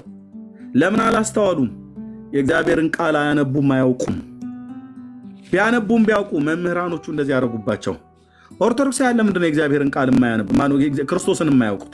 እያንዳንዱ አውቀዋለሁ ብሎ የሚል ተፈተሽ ብለህ ብትለው ብፈትሸው እግዚአብሔር ምስክሬ አያውቁትም። ለምን? እንደው ቢያውቁት ጥቂቶች መጽሐፍ ቅዱስ ያነበቡ የሚያውቁ ካሉ፣ አብዛኛው ከ90% የሚሆነው የኦርቶዶክስ ሕዝብ መጽሐፍ ቅዱስ አያነብም። ስላላነበበ ክርስቶስ ማን ነው ብለህ ብትለው አምላክ ነው፣ ከድንግል ማርያም ተወልዷል፣ ፋሲካውን እናከብራለን፣ ገና እናከብራለን ብሎ ከማለት ውጭ የለውም። ለምን ከሙታን ተነሳ ብለህ ብትለው በቃ ተነሳ፣ አምላክ ስለሆነ ተነሳ። የተነሳበት ምክንያት እንደው ብለህ ብትለው በቃ ተነሳ፣ እኔ ከዚህ በለጠ እኔ ብዙ ቤተክርስቲያን አላዘወትር ምናምን ነገር ብሎ ይልሃል።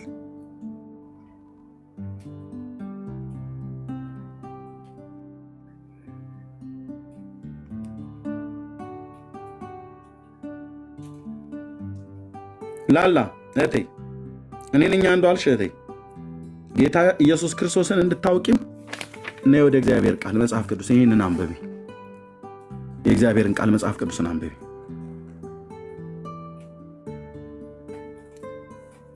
ከሙታን ለምን እንደተነሳ አታውቁም። ይህንንም አይነግሯችሁ። በሶስተኛው ቀን ክርስቶስ ተንሳ ሙታን በአብይ ኃይል ወስልጣን አሰሮ ለሰይጣን አጋዞ ለአዳም ሰላም እምይእዜሰ ኮነ ፍስሐ ወሰላም ብቻ። አሁን ይህን ማለት ገብቶ ነው ወይ የምትለው? ገብቶ ከሆነ ኢየሱስ ክርስቶስ በሶስተኛው ቀን ከሙታን የተነሳው በስሙ የሚያምኑትን ሊያጸድቅ ነው። ሊያጸድቅ። አሁን ኢየሱስ ክርስቶስ ከሙታን ተነስቷል አይደል? አከበርክ አይደል? ፋሲካውን ጸድቀሃል። ኦርቶዶክሳዊ ወንድሜ አልጸደቅም። ለምን? ጽድቅ አንተ የምትፈልገው በምንድን ነው? በስራ ትላለህ። በስራ አልጸድቅ። ይህንን በስራ የምጸድቀው በስራ ነው የሚጸድቀው። በስራ በስራ በስራ ትለኛለህ። ማታ ደግሞ ሄደህ ያው ታላዝናለህ። ጥድ ተደግፈ በስራዬ። ይሄ ነው በቃ ሙያ።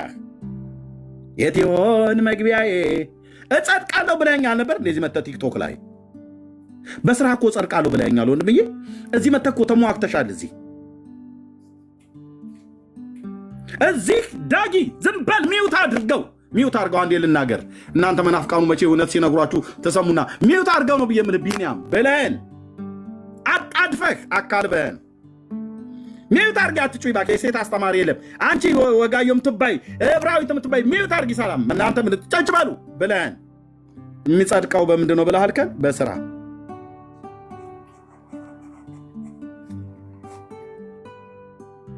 ማታስ 11 ሰዓት ፀሐይ ቆልቆል ሲል ሂድና ጊዮርጊስ ቤተክርስቲያን ጥዱ ስር ያት ያችኑ ሴትዮ ያው ጠብሻ ጎረምሳ እዚህ ማየት ሚውት አድርጉ፣ ዝጉ፣ ተረጋጉ ምናምን ነገር ብሎ ሲለኝ የነበረው ማርያም ቤተክርስቲያን የሆነ መቃብር ቤት ስር ሄዶ ተለጥፎልሃል። የሆነ አንገልብስ አንገቱ ላይ እናቱ ይሁን አያቱ አስራለት ሄዷል። እዛ ሄዶ በስራዬ። ስራችሁ የት እንደምትገቡ ልንገራችሁ ወንድሞች እናቶች፣ ኦርቶዶክሳውያን በስራችሁ ስፔሻል ክላስ ተይዞልሃል። ስፔሻል ክላስ ዲያብሎስ አንጥፎ ይጠብቃል። አንጥፎ ጎዝጉዞ ይጠብቃል። ቀጤማ እንዳይመስልህ ጎዝጉዞልህ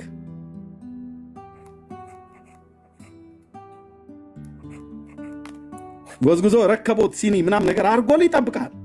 እሳቱን አንድዶ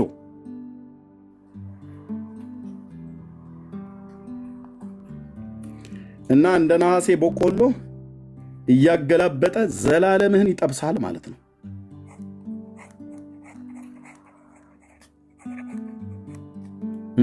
ይጠብሳል እዛ ማለት ነው። ቅዱስ እግዚአብሔር አብ ደግሞ ሲበቀልህ አሳልፎ እዚህ ይሰጣል ማለት ነው። ለምን? ልጁን አልሰማ አልካ። የአብ ልጅ ልጄን ስሙት ብሎ ያለውን አንተ ልጁን አልሰማ ብለህ እማሆይ እንትና አቡነ እንትና አቡነ ገሪማ፣ አቡነ ማማ፣ አቡነ በርሶማ፣ አቡነ በርጩማ። አንተ ሰውዬ አትመጣም ወይ ኢየሱስ ጋር?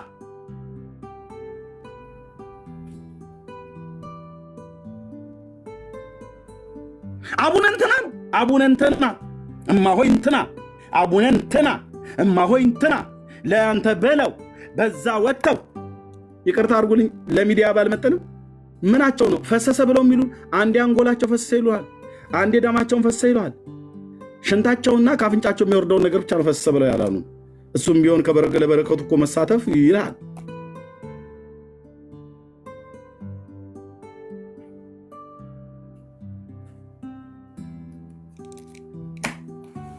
እንትና የምትባለዋ እንትን ስለ እናንተ ስትል ሽንቷን አፈሰች ነው ያላሉን። እስካሁን ድረስ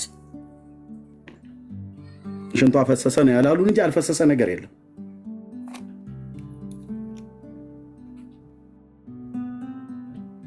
እንኳን ሽንታቸው አይደለም ደማቸው እንኳን ቢፈስ አልኩ ቢፈስ በፍጡር ደም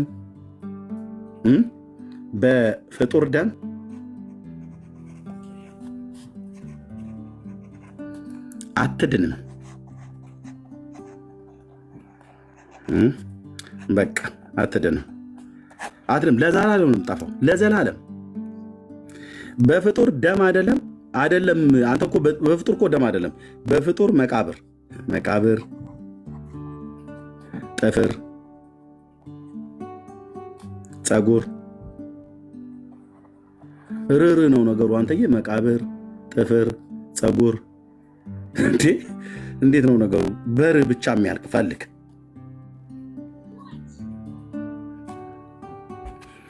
እንኳን ጥፍርና ፀጉር መቃብር አይደለም ደማቸውን ቢያፈሱ መድኃኔ ዓለም ክርስቶስ ምስክሬ ነው፣ አትድንም ማለት ትጠፋለህ። ለመቼ? ለዘላለም። ቃል እግዚአብሔር የሚናገረው ይህን ነው። የእግዚአብሔር ልጅ ደም ረግጠህ አንተ መንግሥተ ሰማያት የሚያስገባ የሸዋው ተክለ ሃይማኖት አይደለም። ዕብራዊው አብርሃም እንኳን ቀና ብሎ ሊያስገባ አይችልም። አብርሃም ታላቁ ነቢይ ሙሴ መጥቶ ጌታዊ እባክህ አስገባው በኔ ሞት ብሎ ቢል አትችልም። ለምን? ለሰው አንድ ጊዜ መሞት፣ ከዛ በኋላ ፍርድ ተመድቦበታል። ካዩም ጥግጥጋቸውን ተቀምጠው ነው የሚያዩና አብርሃም እነ ይስሐቅ እነ ያዕቆብ እነ ሙሴ እነ ሳሙኤል ምናምን ነገር ማለት ነው። ከዙፋኑ ፊት ተፈርዶ ውጣ ተብለህ ስትባል በግራ በኩል ባለው ከእግዚአብሔር ከኃይሉ ክብር ርቀህ በዘላለም ጥፋት ትቀጣለህ። ተሰሎንቄ መልእክት ላይ የሚናገር ይሄ ነው። ስሞቻቸው በሕይወት መጽሐፍ የሌሉ ሁሉ ከአውሬውና ከሞትና ከሲኦል ጋር በእሳት ባህር ተጣሉ ይላል። ራእይ 22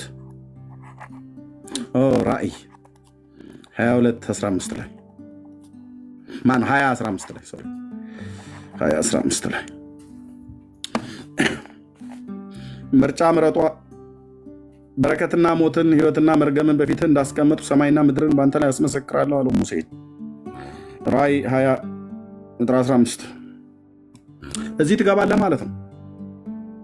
በሕይወት መጽሐፍ ተጽፎ ያልተገኘ በእሳት ባህር ውስጥ ተጣለ ይላል። 1200 ሰው አላችሁ እዚሁ ስትለመኑ የእግዚአብሔር ልጅ አልቀበል ብለህ እዚህ በሕይወት መጽሐፍ ላይ የምትጻፈው የዶሮ አይን የመሰለ ጠላ ለአቡነ ተክለ ሃይማኖት ጠምቀህ አጠማምቀሽ ለአርሴማ ዳቦ ደፍተሽ ተደፋፍተሽ ስምሽ በሕይወት መጽሐፍ አይጻፍም። ስማቸው በሕይወት መጽሐፍ የሚጻፍ የእግዚአብሔር ልጅ ኢየሱስ ክርስቶስን ያመኑ የሕይወታቸው አዳኝና ጌታ አድርገው በልባቸው የተቀበሉ በስሙ ንስሐና የኃጢአታቸውን ይቅርታ ያገኙ በበጉ የሕይወት መጽሐፍ ላይ ስማቸው ይጻፋል። እዚህ ያልተጻፉ ይኸው አሁን እዚህ ውስጥ ያለ ስሜ በሕይወት መጽሐፍ ላይ ተጽፏል አልተጻፈም ነው። ሊያስጨንቅህ የሚገባው ሽንኩርት ስንት ሆነ ኪሎ? የዚህ ዓለም ኑሮ አይሞላ። የዚህ ዓለም ኑሮ ምድረ በዳ የማየት ገርገዳዳ ማዶ ዝማላል ጉድጓዱ ማልሞላ አንዱን ስንሸኘው ከተፍ ይላል ሌላ እንቆቅልሽ ሺ እንቆቅልሹ ሺ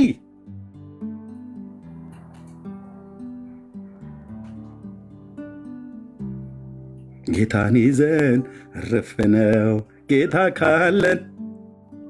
ጴንጤው ትቷችሁ ሄዷል። ኦርቶዶክሳውያን ጴንጤው እየሰደብከው የጽዮንን መንገድ እያጠበጠበ ነው አልኩ።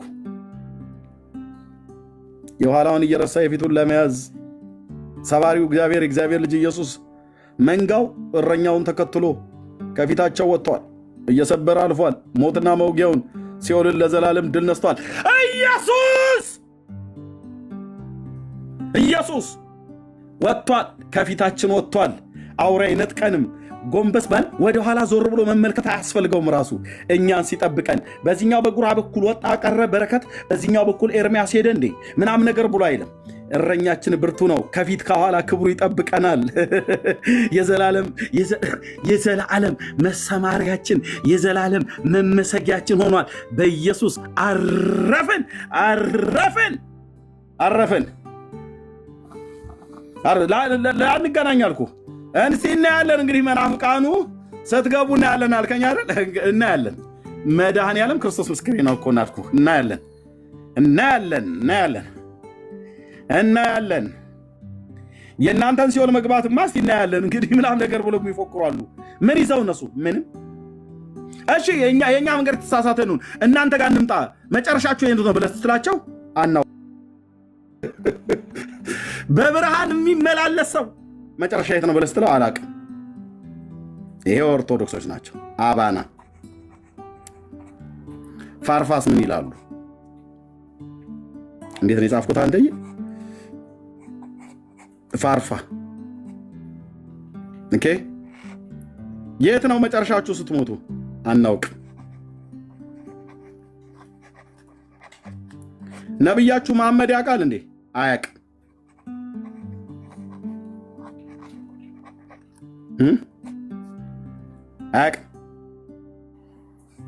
አያውቅም። መሐመድ እንኳን የት እንደሚገባ አያውቅም።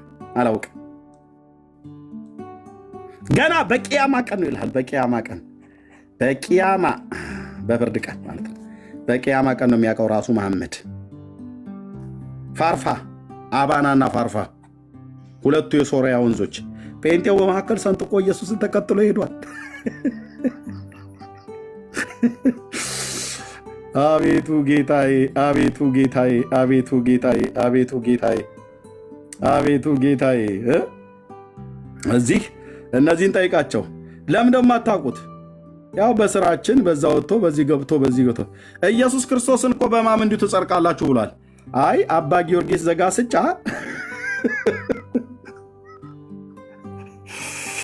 አባ ጊዮርጊስ ዘጋስጫ ምን ብለዋል መሰለህ ብሎ ይጀምርልሃል።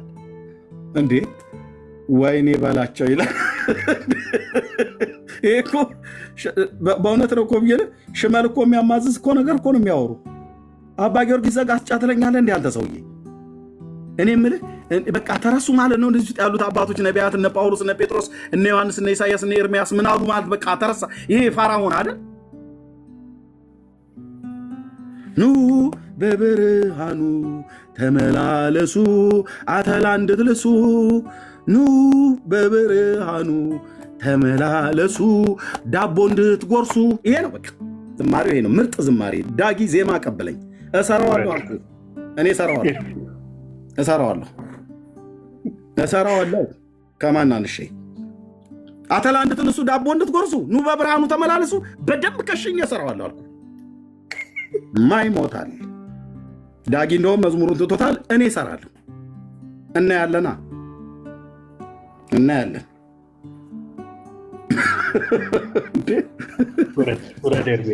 እታቸውና ታብታብ አድርገኛ ነው።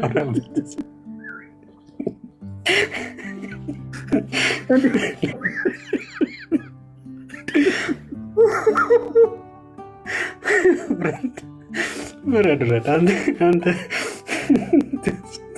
አቤቱ ጌታዬ፣ አቤቱ ጌታዬ፣ ኧረ ምሕረት አውርድልን። ኢትዮጵያ ምድር ላይ ምሕረት ይውረድልን። በእውነት ደግሞ እኮ ደህና ሰው ጠርቶ ዘጋስጫ አይ ወንድምነት ተው እባክህ። እኛ እኮ እኛ ኢትዮጵያውያን ይለዋል ኤርትራና ኢትዮጵያ። አሁን ከደረሰብን መከራ የበለጠ መከራ ቢደርስብን እጅ አንሰጥም። የጠቅላ ሽከር እያለን ለኢየሱስ እንኳን እጅ አንሰጥም። ወይ ፍንክች ይልሃል።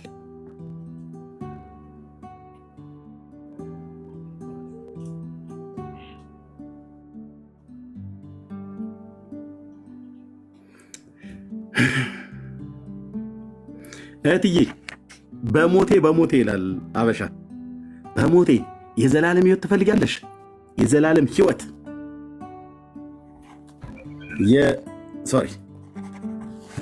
የዘላለም ህይወት ትፈልጋለሽ? እህቴ የዘላለም ህይወት ትፈልጋለሽ? ነይ ኢየሱስ ጋር በቃ እና ኢየሱስ ጋር እንዲህ ተብሎ ስለተጻፈ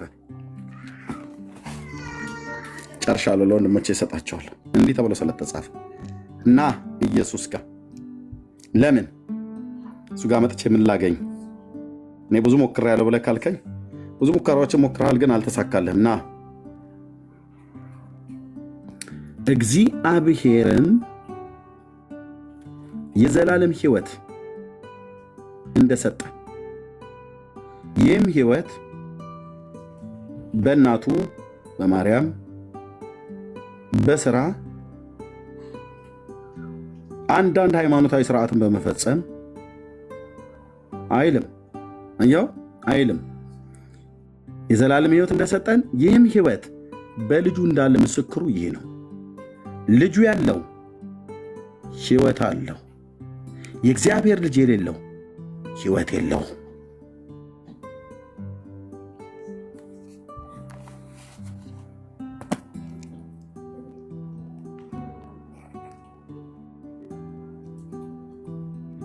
ነይ ና ወዴት? ወደ ጌታዬ ወደ ኢየሱስ። ዛሬ ተብሎ በሚጠራበት ቀን ንስሐ መግባት የምትፈልጉ በውስጥ አገኙን። ጸጋና ሰላም ይብዛላችሁ። ጨርሻለሁ።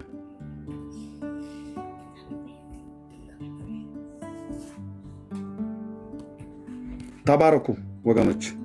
የምትሉት ካለ ወንድሞች ማለት ትችላላችሁ። እድሜ ተባረክ፣ ጸጋ ይብዛልህ። በእውነት ይሄ ሁሉ ፕሮግራሙም ላይቭ ላይ የምናደርገው ነገር በአጠቃላይ ምንድን ነው ከተባለ የዘላለም ህይወት የሚሰጥ ኢየሱስ አለ። ብቸኛ ነው፣ ብቻውን ነው። እሱ ደግሞ ሌላ ከሱ ጋር የእሱን ስራ ሊሰራ የተገባው ከሰው ዘንድ የሆነ የእሱን ጽዋ ይጠጣል፣ ሊጠጣም የሚችል የለም። ያንን የሆነው ስለኛ ነው፣ ስለ እኔና ስለ እናንተ ነው ወገኖች። እና በሰው ተረት፣ በሃይማኖት ስም በተለያዩ በሚደረጉ ተረቶች አትያዙ። በጌታ በኢየሱስ ክርስቶስ እመኑ። የዘላለምን ህይወት አሁኑኑ አገኙ። በመንፈስ ቅዱስ ያ የዘላለም ህይወት የእግዚአብሔር ልጆች እንደሆናችሁም ደግሞ ምስክርነትን አሁኑኑ ያዙ። እዚሁ እያላችሁ ሞታችሁ፣ ከዛ ደግሞ ሞታችሁ ላይ የሚደረግ ፍትሐት አያድናችሁም። ከሲኦል ሊያወጣችሁ የሚችል አንዳች ነገር የለም። ለሰው ልጅ አንድ ጊዜ ሞት፣ ከዚያም ፍርድ ብቻ ነው ያለው ዕብራውያን መጽሐፍ እንደሚናገር።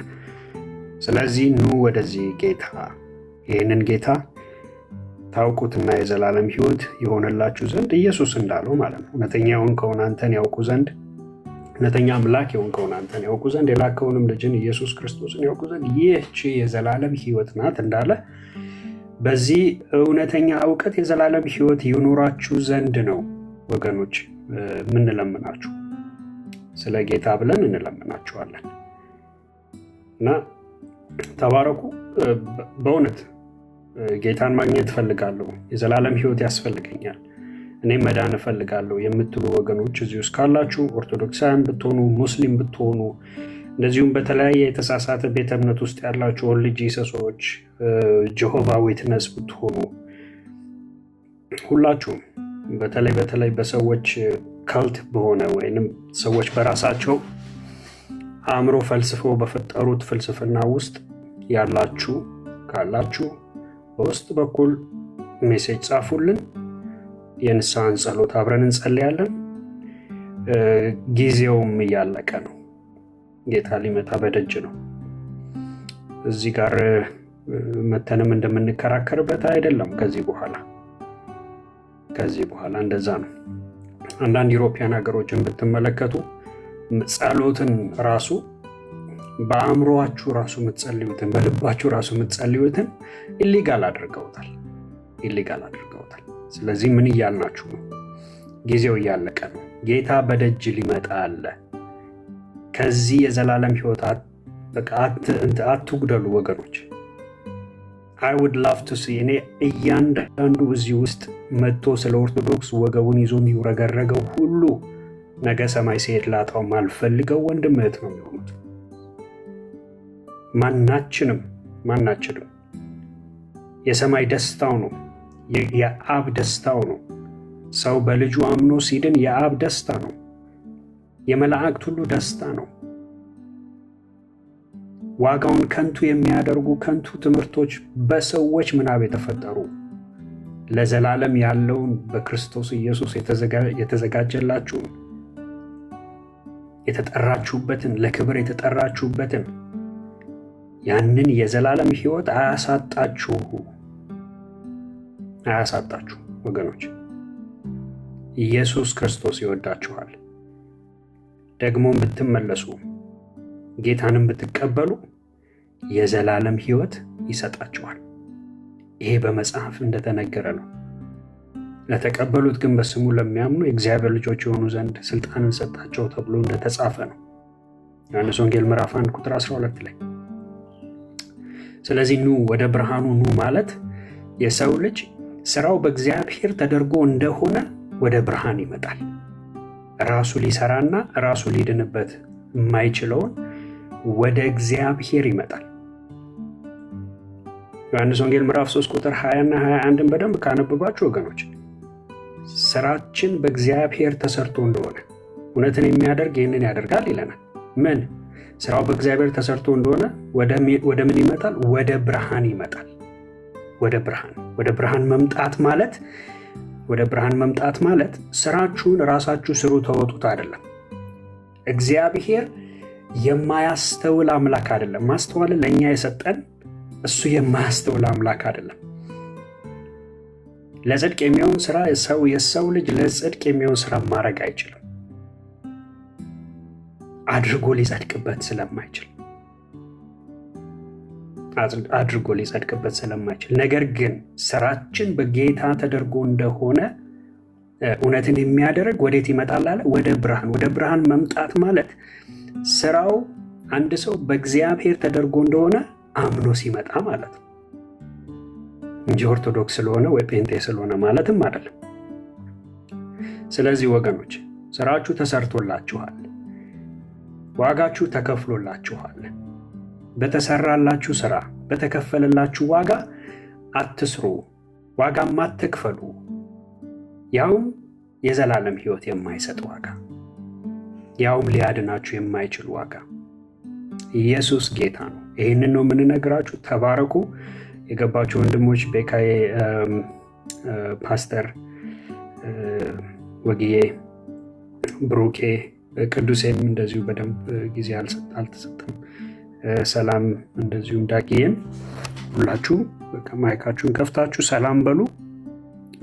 ብዙም ከዚህ በኋላ ብዙም እንኳ አይመስለኝም፣ ነገር ግን በቆየንበት ሞመንት ሁሉ ጥያቄ ያለው መግባት ይችላል። ቴንክ ዩ። ቤካ ይቀጥሉ።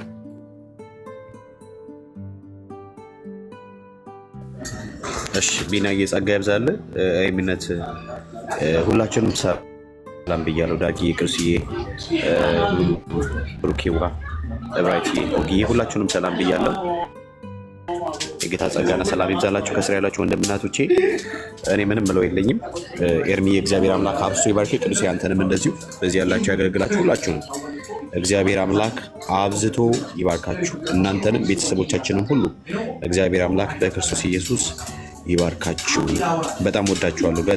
በጣም ወዳችኋለሁ። ጸጋ ይብዛላችሁ።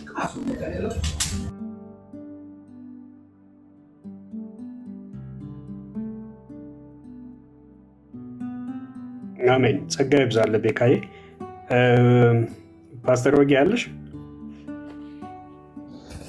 የጌታ ስም የተባረከ ይሁን። ሰላም ለእናንተ ይሁን። እግዚአብሔር ይመስገን። እንግዲህ ልንታረቀው መሄድ ስለማንችል መንገድ ሆኖ መጥቷል። ልንከፍት የማንችለውን በር እሱ በር ነኝ ብለዋል። ስራችንን ሰርቶልናል። ሁሉ በእርሱ ተከናውነዋል። እንሰርተን እንጸድቃለን ስንል ደክሞን እንወድቃለን፣ እንዝለፈለፋለን። እኛ መሄድ ስለማንችል እሱ ኢየሱስ መጥቶልናል። ይሄን የፍቅር ጥጉን በእርሱ በኩል በህይወት እንኖር ዘንድ እግዚአብሔር አንድ ልጁን ወደ ዓለም ልኳል። በቃ የትኛውንም ክርስትናና እምነት በዚህ ብትፈትሹት መንገዱ ይርቅባችኋል። እፎይ ሳትሉ ታልፋላችሁ። መንገድም እውነትም ህይወትም እሱ ነው። ጽድቅ ስለሌለን እሱ ጽድቃችን ሆነ።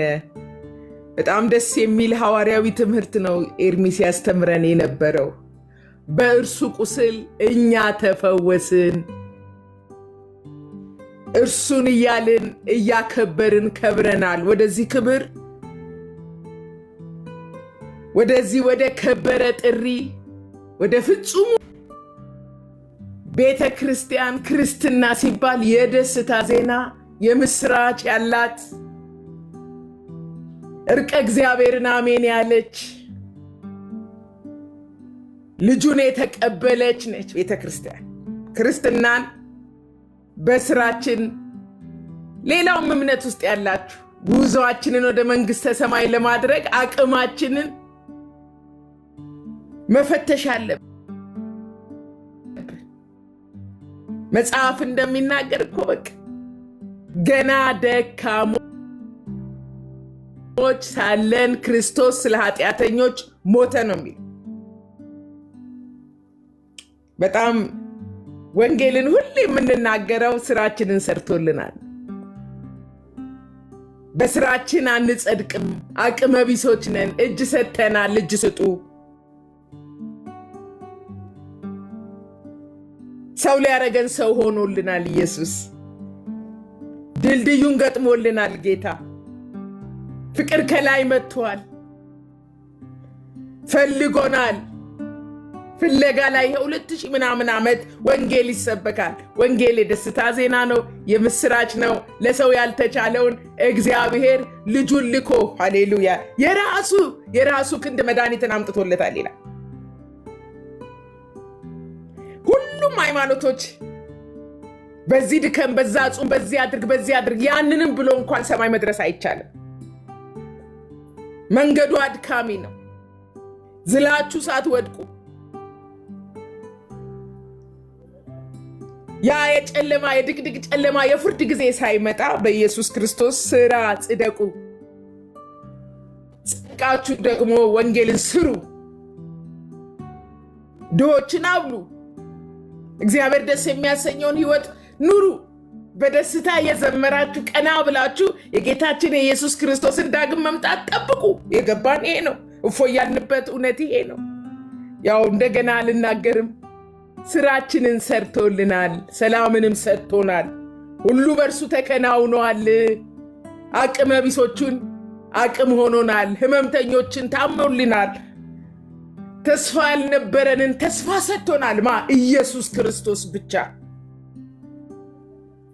ይሄን የደስታ ዜና ዝም ብሎ ሃይማኖት በመጫወት ቀን እንዳይጨልምባችሁ ወደዚህ የደስታ ዜና፣ ወደዚህ እረፍት፣ ወደ ልጁ መንግስት በነፃ ወደ ተሰጠ ወደ ክርስቶስ ኢየሱስ እንድትመጡ ናፍቆታችንም ነው፣ ጸሎታችንም ነው። ኤርሚዬ ተባረክ። እዚህ ያላችሁ ቅዱሳን ሁሉ ይሄ ነው እግዚአብሔር የሰራው ስራ።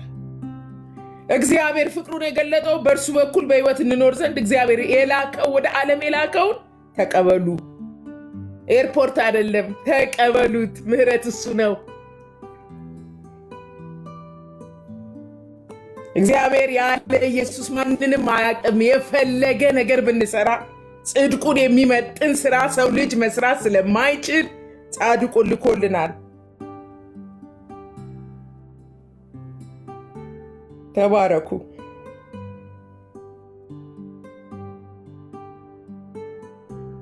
አሜን። ወጌ ጸጋ ይብዛልሽ። ዳጌ ትችላለህ እንዴ?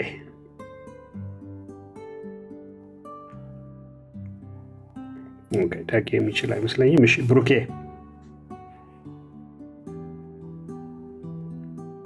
ብሩኬ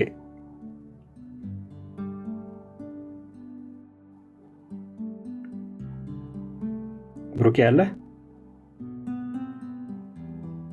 ኦኬ ቅዱሴ 2 ደቂቃ።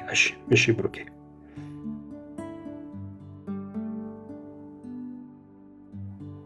ቅዱሴ አለ?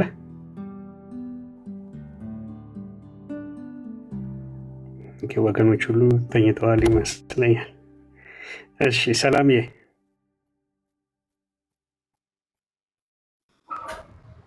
ቅዱሳን ሰላማችሁ ይብዛ።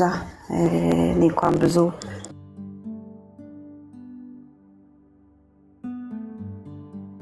ቅዱስ በዕብራይስጥ እና ትርጉሙ የተለየ ነው ብሎ ሲያስረዳ ነበር ትዝ ይላችሁ እንደሆነና ለማንኛውም የዕብራይስጥ የተጻፈ መጽሐፍ ቅዱስ ትርጉም አለው። ስለ ታቦት ነው ቅድም ስናወራ ነበር።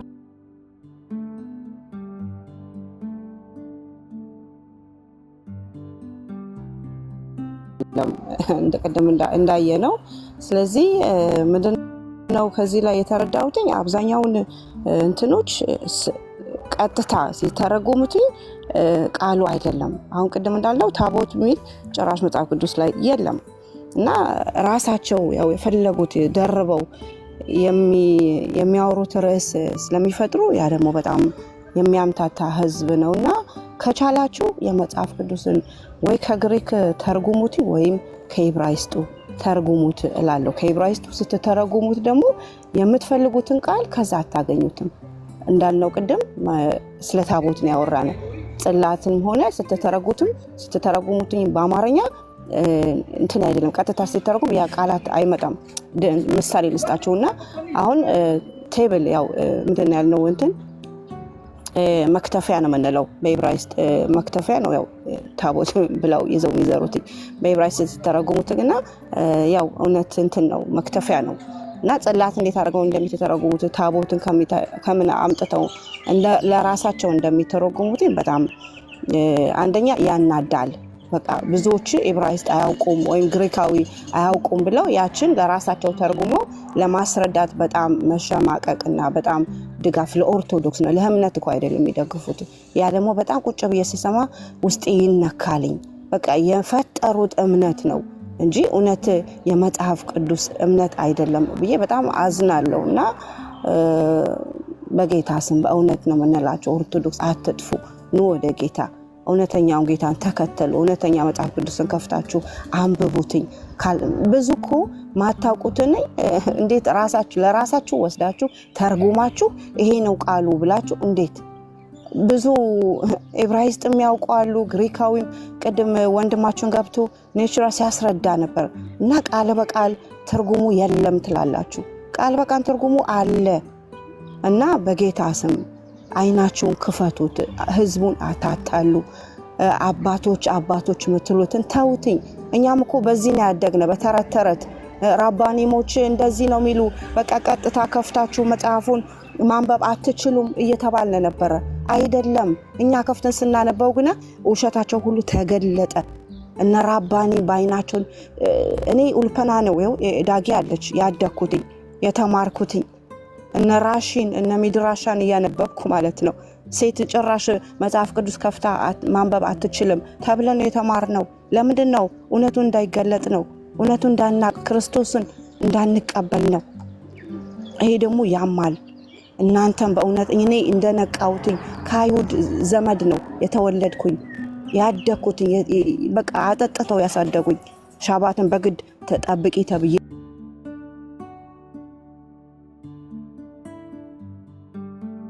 ማለት ነው።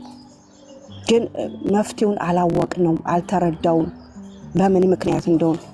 ራሴ እንኳን ከፍቼ እንዳላነብ መጽሐፍ ቅዱስ የተከለከልኩ ሰው ነበርኩኝ። ወንጌል ወጣ፣ ወንጌል መጣ። ጌታን የተቀበልኩ በወንጌል ነው እና ወንድሞቼ በእውነት ከኔ ተማሩ፣ እውነቱን ጠይቁ። ይሄ ወንድሞች አሉ፣ ኤርሚ አለ። ጌታ ይባረክ። ቃላት ያጥረኛል አንዳንድ ጊዜ ስለነሱ በእውነት ሳስብ እንዴት ጉልበትና ብርታት ቢሰጣቸው ነው 24 ሰዓት ለእናንተ ቁጭ ብለው የሚታገሉት። የራሳቸውን እኮ ድነዋልኝ፣ የራሳቸውን እኮ እውቀት አላቸው ከሚገባ በላይ ነው። ግን ህዝቡን ለማዳን ቁጭ ብለው ይህን ያህል ሰዓት አይናችሁ እንዲከፈት ነውና ጥሬት የሚደረግ በጌታ ስም እንለምናችኋለን። ካላችሁበት ውጡ፣ ዳኑ። አይሁዳን ብትሆኑ ጴንጤ በእውነት ዝም ብሎ አይደለም ክርስቶስን የሚከተል እውነቱ ገብቶት ነው። እውነቱን በእውነት ተረድቶ ነው፣ ልቡ ነክቶት ነው እናንተን ለመዳን ነው እዚህ ቁጭ ብለን እና ከዚህ የበለጠ እንግዲህ በጣም ማበዛው የለኝም። ግን በእውነት አንዳንድ ጊዜ እንባ ይይዘኛል። እንባ በእውነት ታንቄ ለምንድን እውነቱን እንዳይወጣ እውነቱ እንዳይገለጥ ያው ቁጭ ብለን እኮ እየሰማን ነው። በዕብራይስጥ ተተርጉሞ ነው ይባላል። እኛ እኮ ቁጭ ብለን ዕብራይስጥ ነው የምናነበው። ስንጠይቃችሁ ግና መልስ የላችሁም። ስንጠይቃችሁ ግና ማስረጃ የላችሁም። በታምረ ማርያም ተደብቃችሁ አትችሉትም። ያው ህዝቡ እየነቃ ነው፣ አይናቸውን እየከፈቱ ነው። አንድ ማዳን ክርስቶስ ብቻ ነው። ጽላቱን ደግሞ ተቀብለን እንሄዳለን ካላችሁ ከጽላቱን የምትሰግዱትኝ ምንድን ነው? አትግደል የሚል ቃል ነው እዛ ያለ። ላትግደል እኮ ነው የምትንበረከኩና የምትሰግዱ። አትዋሽ፣ አታመንዝር፣ እናትና አባትህን አትክብር የሚሉን ነው። ለዛ ትሰግዳላችሁ? ለዛ ለቃላቶች አይሁዳን አልሰገዱለትም። እንዴት ነው እናንተ ተቀብላችሁ ለዛ የምትሰግዱለት? እና ጌታ በእውነት ይማረላለሁ። ብሩክ ይቀጥሉ። ተባረኩልኝ።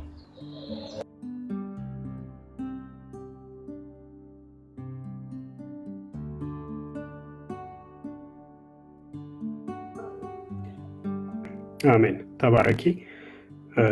ሰላሜ ጸጋ ይብዛልሽ።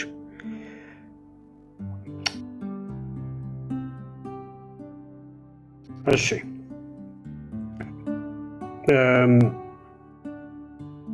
ኤርሚ ወንድምነት እንቀጥላለን ወይስ እንዴት ነው? አልደከመም ወይ? ደክሞኛል። ሙሉ ቀን ነው የዋልኩት። ወንድምነት ቴማ ነው። ዳንዬ ከከፈተ ምናልባት ለአንድ ሰዓት ለምናምን ነገር ያህል እሱ ጋር መቆየት እችላለሁ። እንደዛ እናድርግና ጠዋት ነው የከፈትኩት።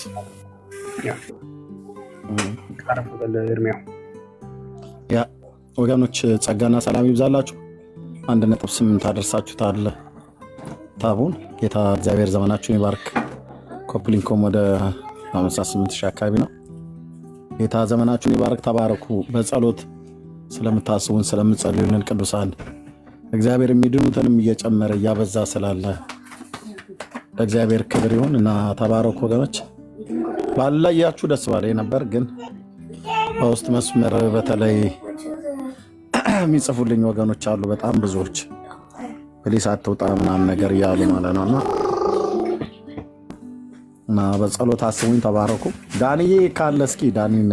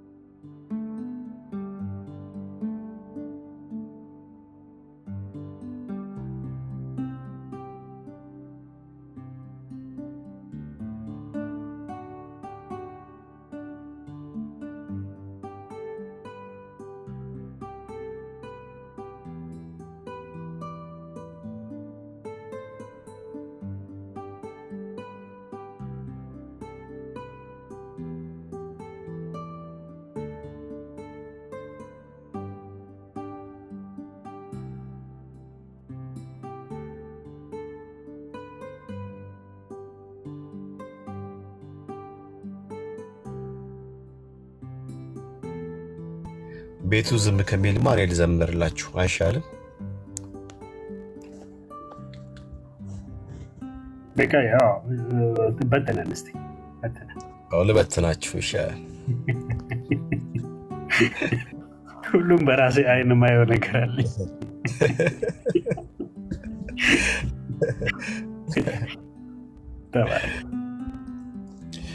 ያየናል የማያይ ሲመስል ይሰማናል በብርቱ ዝም ሲል አለን የሚረዳን በዙፋኑ የሚደርስልን በማዳኑ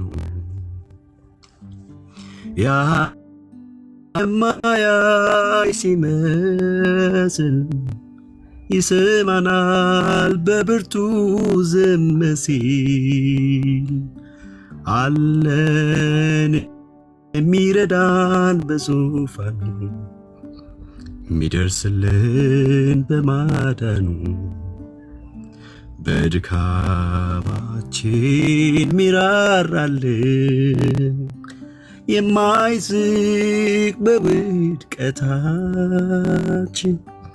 በሐዘናችን ኢየሱስ አለ የሚያበረታን በድካማችን ሚራራልን የማይዝቅ በውድቀታችን በሐዘናችን የሚያጽናናን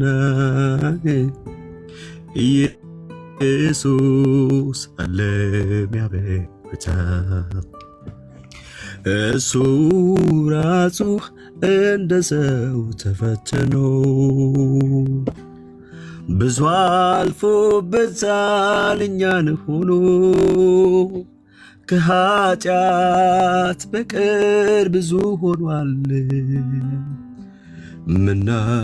ምናልፍበት ይገባዋል እሱ ራሱ እንደ ሰው ተፈትኖ ብዙ አልፎበታል እኔን ሆኖ ከኃጢአት በቀር ብዙ ሆኗል ምናልፍበት ይገባዋል ይራራልናል ያስብልናል በጊዜው ሰርቶ ደግሞ ያስቀናል ይመጣል ነገር ዛሬም ያልፍና ደግሞ ስቃለን ቆመን በትላንትና ደግሞ ስቃለን በአዲስ ምስጋና በአዲስ ዝማሬ በአዲሱ ዜማ ሄዱዳ ጃይባም hojinar kaketi